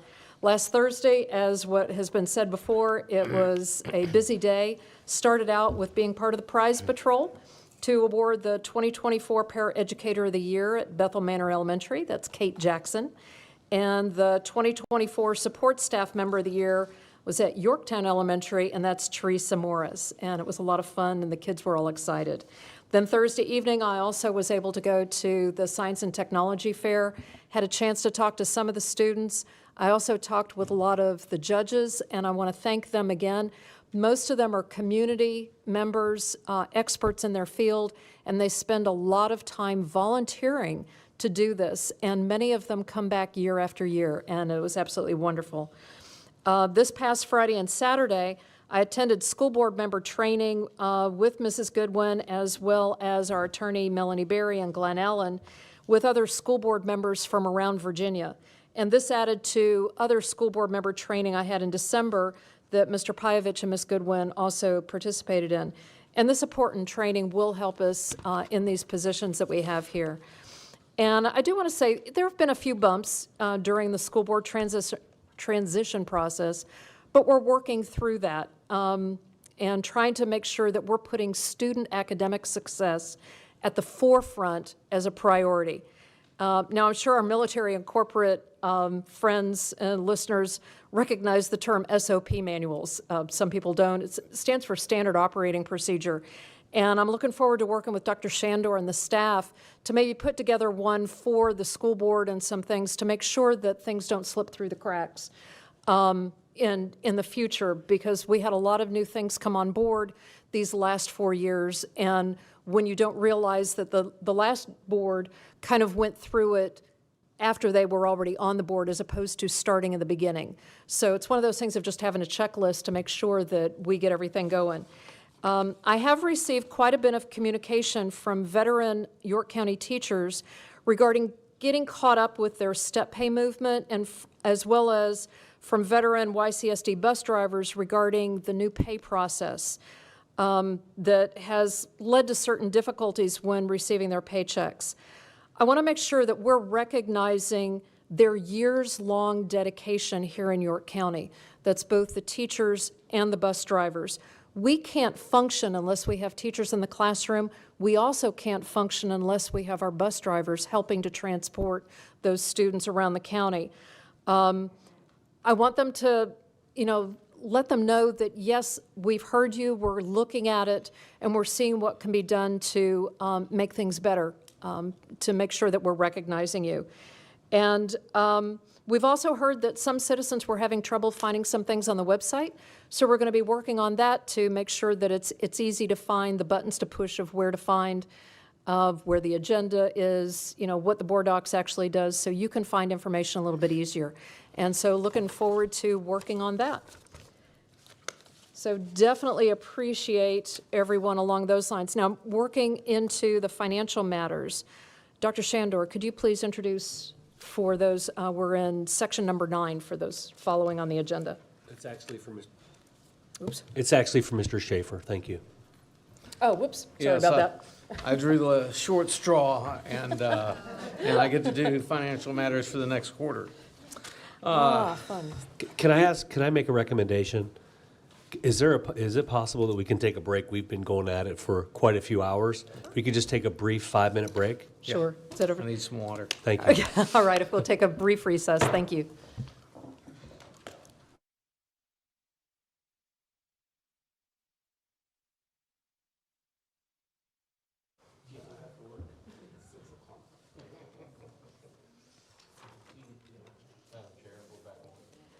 All right.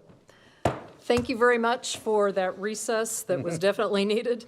Mr. Schaefer. I got you. Thank you. Okay, we are talking about consideration of approval of claims certified for payment. Instructional related expenses were $174,760. The vast majority of that went to New Horizons for $109,000.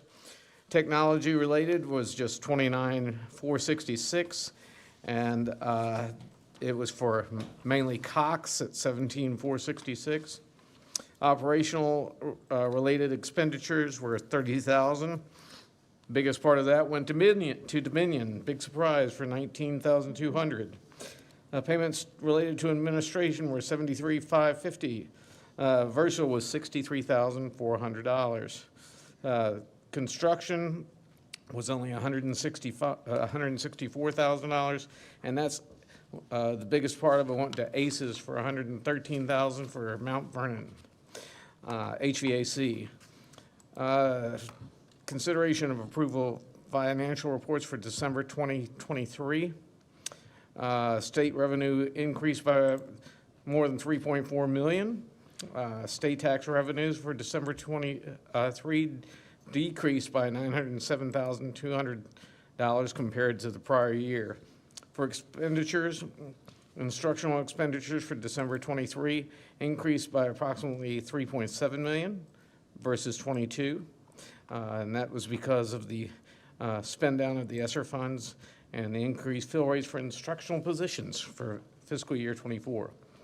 Significant changes relating to the food service budget. Local food service revenue had increased by $228,000 compared to last year, but our prices were up and expenditures have increased by more than $400,000 as a result of increased food prices and increase in the number of meals served. Resolution 24-022 requires the board's approval authorizing procurements of more than $50,000. There are 6 items on the resolution totaling $1,507,000, the details of which can be viewed on board docs. Madam Chair, I now move to approve financial matters as listed. I second. There you go. Thank you. I was going to say someone better. Is there any discussion? I would just like to say thank you to Mr. Bowman, Mr. Carroll, and Dr. Shandor for being so insightful with me today and providing me all the answers that I had regarding this budget and expenditures.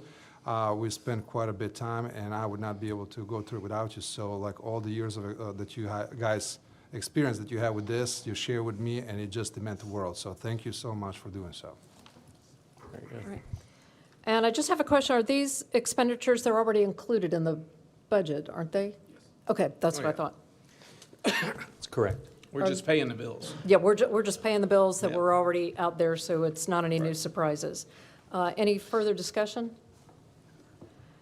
All right, so Mr. Schaefer. I moved, Jimmy Right. seconded. Right, could you repeat the motion? Yes, I can repeat it, sure. Resolution 24-022 requires the board's approval authorizing procurements of more than $50,000. There are 6 items on the resolution totaling $1,507,000, the details of which can be viewed on board docs. Mrs. Ford, would you please take the Poll poll vote? Thank you. Yes, the motion was made by Mr. Schaefer and seconded by Mr. Richardson to approve financial matters as listed. Mr. Pyavich? Yes. Mr. Schaefer? Yes. Mr. Richardson? Yes. Mrs. Goodwin? Yes. Mrs. Fairman? Yes. The motion passed 5-0. Thank you. Let's see, now, the next one is B, consideration of approval of financial reports. I think That's we all just- included, with all. That's all included. A, B, We're- C, and D. We're now on the consent calendar. All right, yes. thank you very much. I was thinking that was separate ones. All right, the consent calendar, consideration of approval of personnel actions. Dr. Shandor, who is handling that? Typically, the chair handles that. Basically, you'll go through A, B, C, and D. Okay, the personnel actions on here, hang on. And Madam Chair, we usually, the chair just usually lists those, and if there's anything that needs to be pulled, if one of the board members has looked at that and said, well, there's something I want to discuss, but I've looked at it through board docs, and I'm sure the other ones have. Okay. We can just vote on all 4 of them on the approval of the consent calendar, and calendar. it covers all 4. Right, the consent calendar, you've got consideration of approval of personnel actions, then B is consideration of approval of the minutes from the November 20th meeting, as well as the special meeting on December 11th, work session, a regular meeting on December 11th. C is consideration of approval of donations totaling $12,727, and consideration of approval of the consent calendar as listed. Madam Chair, I move approval of consent calendar as listed. I'll second. Okay, the motion has been moved and seconded. Is there any discussion? Mrs. Ford, could you take poll vote? Yes, the motion was made by Mr. Richardson and seconded by Mr. Schaefer to approve the consent calendar as listed. Mr. Richardson? Yes. Mr. Pyavich? Yes. Mrs. Goodwin? Yes. Mr. Schaefer? Yes. Mrs. Fairman? Yes. The motion passed 5-0. Thank you. Thank you very much. Moving into action items, and A, B, and C, we had already discussed because they were unfinished business from the previous meeting. Number A is actually in 3 parts. Consideration of approval of a motion to appoint the secretary to the superintendent as the clerk of the school board for a term of 1 year with compensation in accordance with the Fair Labor Standards Act for completion of the duties of this position, and a surety bond is required by Virginia Code 22.1-76. Second part of that is Bonnie Gray as the deputy clerk of the school board for a term of 1 year with compensation applicable to hours worked, and a surety bond is required by Virginia Code 22.1-76. And the third part is Melanie Berry Esquire as the school board attorney for a term of 1 year. So I would Madam- like, yeah.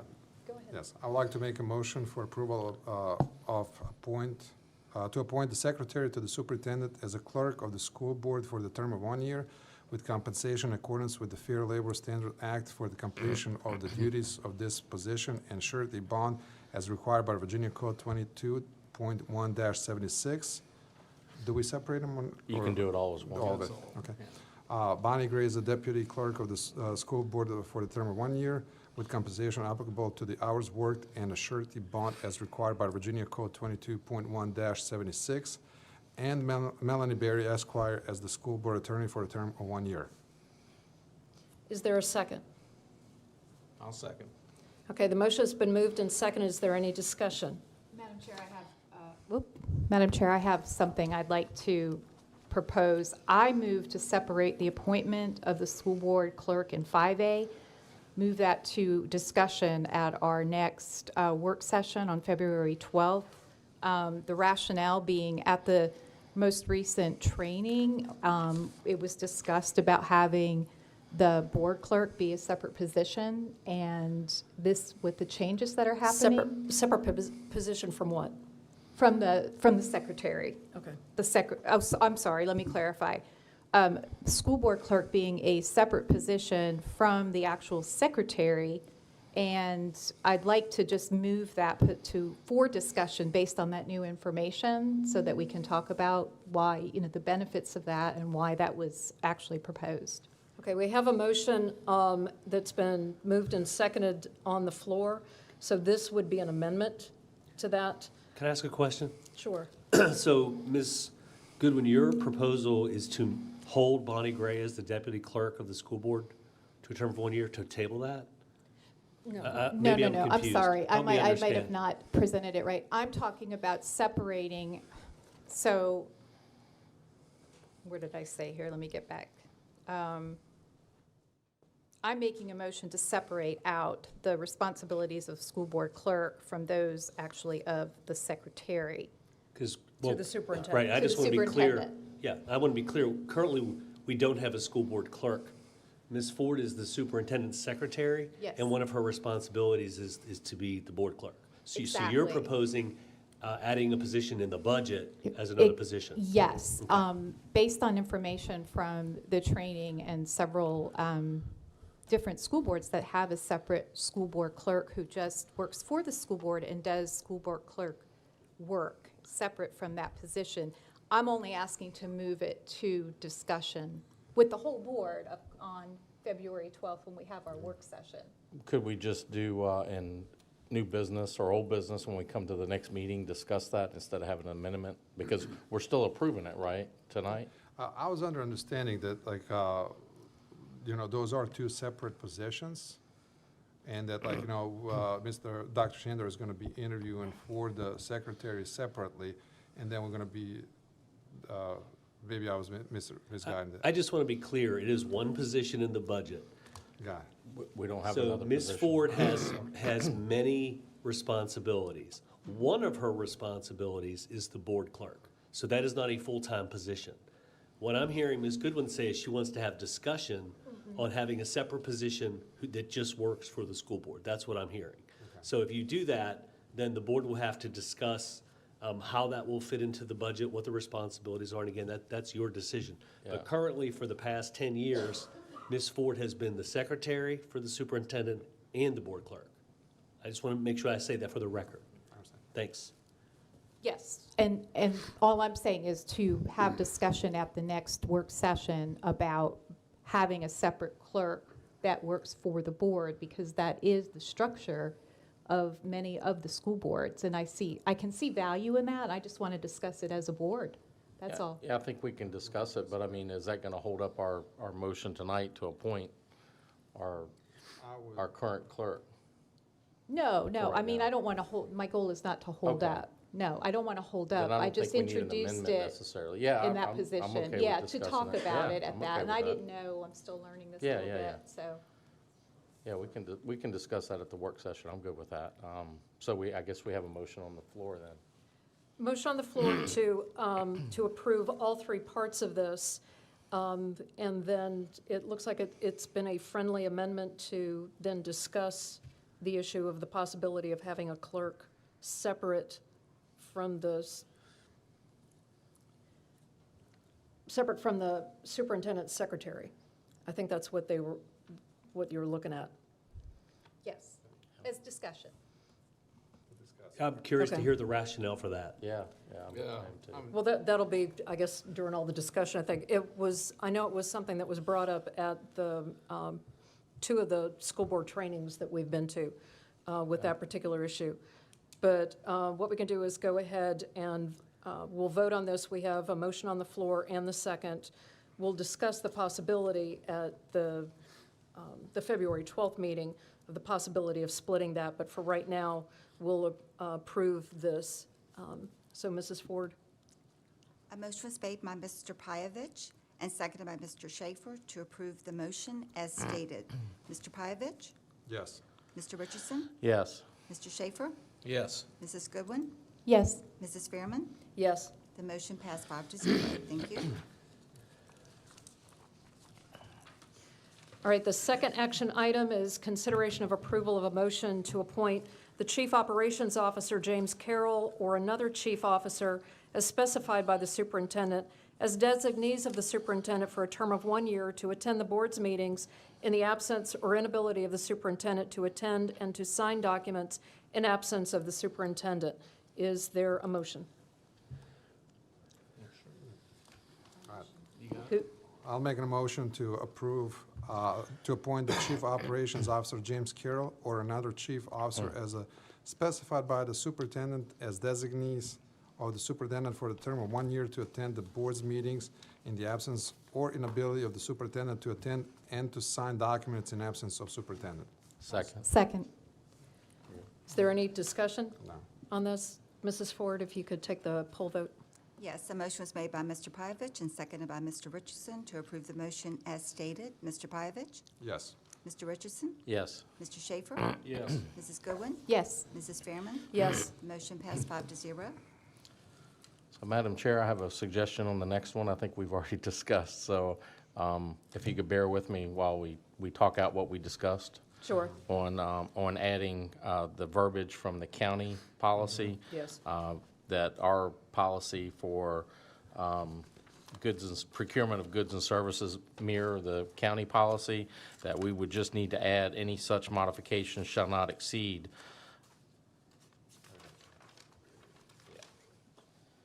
Any such modification shall not exceed appropriations available for the project. So if we've already voted on the amount for the project, anything over that has to come back to the board, and that'll cover anything there, I believe. Right. Is that right, Ms. Berry? Okay. Okay, I think that's a good clarification. Is there a second? I'll second that. Yeah. All right, is there any further discussion?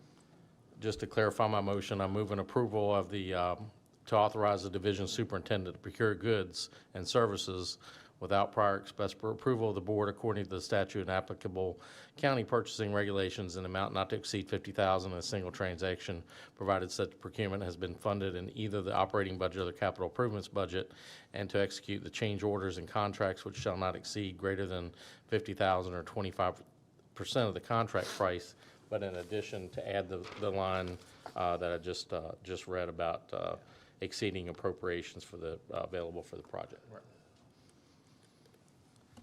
Sorry, that was a lot.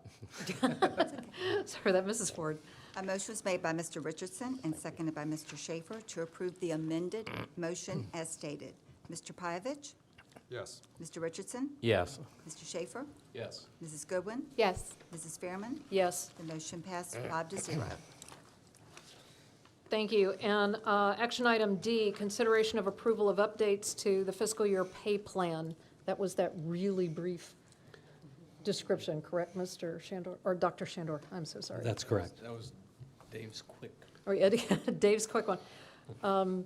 Madam Chair, I move approval of the updates to the FY24 pay plan that were discussed earlier by Mr. Wrights, Dr. Wrights. Thank you. Second that. All right, the motion has been moved and seconded. Is there any discussion? Mrs. Ford? A motion was made by Mr. Richardson and seconded by Mr. Pyavich to approve the updates to the FY24 pay plan. Mr. Pyavich? Yes. Mr. Richardson? Yes. Mr. Schaefer? Yes. Mrs. Goodwin? Yes. Mrs. Fairman? Yes. The motion passed 5-0. Thank you. Thank you. Action item E, consideration of approval of deed of temporary construction easement at Tab High School. That was the presentation we had earlier. Right. Could I have a motion on the floor? Motion to approve the deed of temporary construction easement at Tab High School. I'll second. Motion has been moved and seconded. Any further discussion? I have a question. Is the board going to add the fence Yeah, that's what option I that we was, talked that's what I about was getting earlier? ready to add. Yeah, I that's was what going we to make sure that discussed we with- added the provisions for the fence for the security and safety of the students Between- that you brought up yeah. at the school. So amend the motion to Add the security fence fence, and to separate the student, the yeah, the Students construction. from the Mobile build- construction The entrance. trailers. Yeah, the from trailer buildings. driveway. Yeah. Right. Yeah, so it'd be move approval with the, as long as they put up that fence. Yes. On condition of construction of the fence. Right, do you have that down, Mrs. Ford? I don't think we do. There's been 6 or 7 different iterations. Yeah. How would you like I Ms. would- Ford to proceed? We'll say the amended, we will approve it as amended, and we will go back, and I will type it out exactly as. I'm assuming that was a friendly amendment, correct? Yes. So, yeah, there wasn't an issue with that. A motion was made by Mr. Pyavich and seconded by Mr. Schaefer to approve the motion as amended, as stated. Mr. Pyavich? Yes. Mr. Richardson? Yes. Mr. Schaefer? Yes. Mrs. Goodwin? Yes. Mrs. Fairman? Yes. The motion passed 5-0 as amended. Number F, letter F, it's also on board docs if anybody's watching. Consideration of a motion to authorize the division superintendent to sell surplus band uniforms at public auction or by other appropriate means when necessary.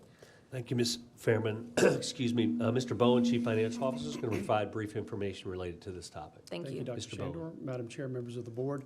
Comes occasion that our materials, supplies, and sometimes equipment comes to its end of useful life. In this case, Tab High band uniforms, which were purchased in 2013, have been replaced.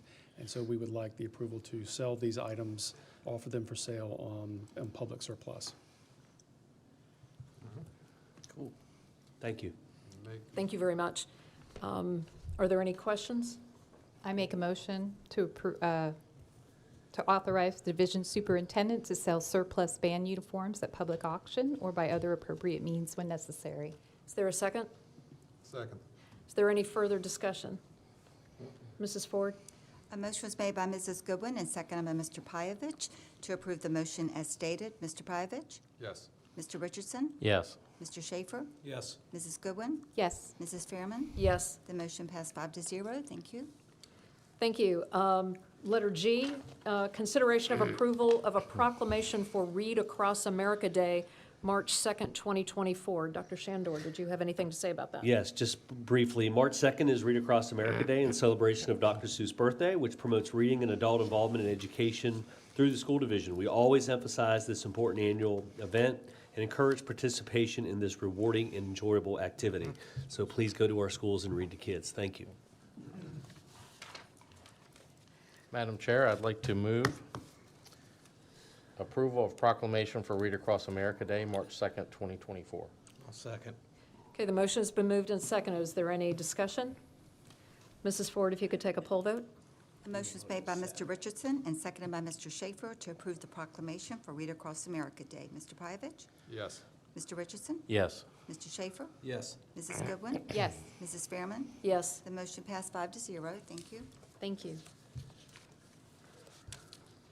Consideration number H is consideration of approval of Resolution 24-08, a resolution of the County School Board of York County, Virginia, to approve the division superintendent's fiscal year 2025 capital improvement program. Dr. Shandor. Thank you, Ms. Fairman. Again, Mr. Bowen is at the podium, and he'll share a little bit about the facilities master plan and the capital improvement plan. Mr. Bowen. Thank you, Dr. Shandor, Madam Chair, members of the board. So we come to the end of a very long process. In the summer, Dr. Carroll and his team took a tour of our facilities and assessed our facilities. Through that assessment, they developed the facilities master plan. With that data, also we update our enrollment data and capacity data. We develop our capital improvement plan. Capital improvement plan, the board held a public forum on the capital improvement plan in November. The plan was presented by staff in December, and we also held a public hearing on the superintendent's proposed plan. And the January 8th work session, I provided you with a brief update where we did add some additional cash to the Walla Mill project for some environmental work that needed to be done. So with that, it's ready to be approved, and once it's approved, we will send it over to the county for it to be incorporated in their budget process. All right, do we have a motion? I would like to make a motion to approve Resolution 24-08, a resolution of the County School Board of York County, Virginia, to approve the division superintendent's fiscal year 2025 capital improvement program. I'll second. The motion has been made and seconded. Is there any discussion? Mrs. Ford. Yes, a motion was made by Mr. Pyavich and seconded by Mrs. Goodwin to approve Resolution 24-08. Mr. Pyavich? Yes. Mr. Richardson? Yes. Mr. Schaefer? Yes. Mrs. Goodwin? Yes. Mrs. Fearman? Yes. The motion passed 5-0. Thank you very much. And Section I, consideration of approval of Resolution 24-09, a resolution requesting the Board of Supervisors to issue general obligations school bonds for school purposes and consenting to the issuance thereof. Dr. Shandor. Thank you. Again, Mr. Bowen has some comments related to this item. Thank you, Dr. Shandor. Again, Madam Chair, members of the board. This resolution is requesting that the Board of Supervisors borrow money for our FY23 capital projects. School divisions in Virginia are not allowed to borrow money, so we have to go through our local government. What the local government likes to see and what the financing authorities like to see is they'd like to see that the school board is on board with the projects and on board with the borrowing. And so what we're doing here is requesting them to borrow the money, but also consenting to that borrowing. Thank All you. right, I make a motion for the approval of Resolution 2409, a resolution requesting the Board of Supervisors to issue general obligation school bonds for school purposes and consenting to the issuance thereof. Yes. Is there a second? Second. Thank you very much. Is there, motion has been made and seconded. Is there any discussion? Seeing no discussion, Mrs. Ford? A motion was made by Mrs. Goodwin and seconded by Mr. Pyavich to approve Resolution 24-09. Mr. Pyavich? Yes. Mr. Richardson? Yes. Mr. Schaefer? Yes. Mrs. Goodwin? Yes. Mrs. Fairman? Yes. The motion passed 5-0. Thank you. Thank you very much. And thank you, Dr. Shandor, for having all of that ready for discussion and the details. Greatly appreciated for all of that background information. Working down on to section number 12 of the the agenda, it's discussion of the amendment to policy BDDZ, the agenda format of the York County School Board Policy Manual.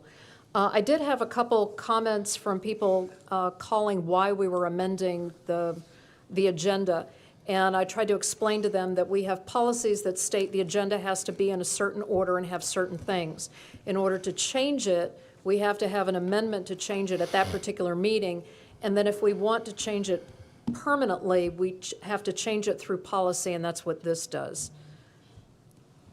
Let's see. Did we have someone already reading that? Ms. Berry was, based on our last discussion, Ms. Berry was going to brief the board related Wonderful. to this topic. Thank you, Mrs. Berry. Thank you, Dr. Shandor. Madam Chair, board members, Dr. Shandor, tonight before you is policy BDDZ, agenda format for discussion. The proposed revisions add accent on academics, add recognition to the recognitions and awards section of the agenda, and adds a recess prior to the business portion of the agenda. Both of these will coincide with current practices. Additionally, an invocation has been added following the recess at the start of the business portion of the school board's regular meetings. A closed session has also been added at the end of the agenda on an as-needed basis. So I would recommend this policy be scheduled for first reading on February 12th, and I'm available for any questions. I just have one. I know at times, I know at times we do closed sessions before our meeting. Would we need to also add that, or should we add that?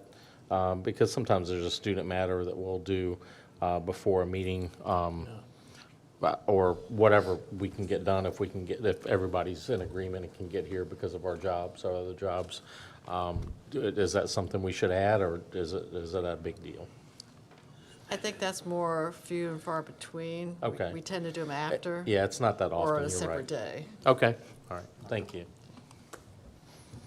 Are there any further questions on this? So this will be, the first reading will be February 12th. Correct. I appreciate that. Thank you very much. I know you've done a lot of research on this to make sure we're following law and policy and everything else to make sure that it can be done correctly. Dr. Shandor, the report of the superintendent. Thank you, Ms. Fairman. So just a few comments this evening. I along with school board members, Ms. Fairman, Mr. Schaefer, And Mr. Richardson and other staff members, we attended AXO, which was the NAACP AXO Celebration Afro-American Cultural, Technological, and Scientific Olympics, where many students were recognized for their academic excellence. This event, sponsored by the Colonial Williamsburg Foundation, and helps provide funds for local winning gold medal students to compete at the National AXO competition held over the summer. And I did want to add, I really enjoyed seeing Ms. Haywood there as well, a Yes. long-time plus 30-year board member in the school division. Absolutely. I also, the board approved a proclamation this evening pertaining to Read Across America and celebration of Dr. Seuss's 120th birthday. I wore my special tie for my friends who got me this many years ago. So I encourage folks to get into classrooms and read to our kids as much as possible.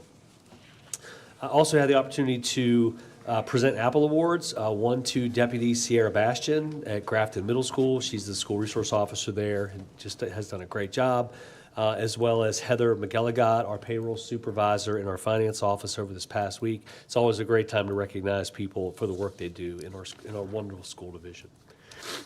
Last Thursday, I participated in the York Foundation of Public Education Prize Patrol. We had an awesome time recognizing our 2024 Paraeducator of the Year, Kate Jackson from Bethel Manor Elementary School. We surprised her in the cafeteria. I think all the kids really enjoyed that celebration and surprising her. And then we also had the opportunity to go to Yorktown Elementary School and surprise Miss Teresa Morris, who's one of our favorite people. They're all our favorite people, but she's one of our favorite people, not just at Yorktown Elementary School, but in the school division. We had a blast with the kids in the cafeteria. And a complete listing of our award recipients is on our division website. So congratulations to both Kate and Teresa. Finally, I did want to bring some information to the board related to the task force for staff, family, and community representatives. I assembled in response to the incidents earlier in the school year of employee misconduct. They met on Wednesday, January 24th. Dr. Wrights and Dr. Aaron Butler helped facilitate that meeting. The original meeting was rescheduled due to weather and the division canceling after-school activities during the Wednesday meeting. So the group reviewed the actions taken to date, the methods available for reporting concerns and incidents, and policies related to staff. Participants had the opportunity to ask questions and engage in dialogue regarding to the incidents and the division's actions. The task force will meet again in February, and I'll provide another update during that time. This concludes my report. Thank you. Thank you very much. At this time, we are finished with the open session, and we will need to go into closed session to handle some of those matters. Could I have a motion to? Sure. I move that the York County School Board convene in closed session for the consideration and discussion regarding prospective candidates for appointment to the Gifted Education Advisory Committee pursuant to the Virginia Code Section 2.2-3711A1 of the Virginia Freedom of Information Act. Thank you. Is there a second? I'll second. Is there any, motion has been moved and seconded. Is there any discussion? Mrs. Ford? A motion was made by Mr. Schaefer and seconded by Mr. Richardson for the board to meet in closed session. Mr. Schaefer? Yes. Mr. Pyavich? Yes. Mr. Richardson? Yes. Mrs. Goodwin? Yes. Mrs. Fairman? Yes. The motion passed 5-0. The board is now in closed session. Thank you very much.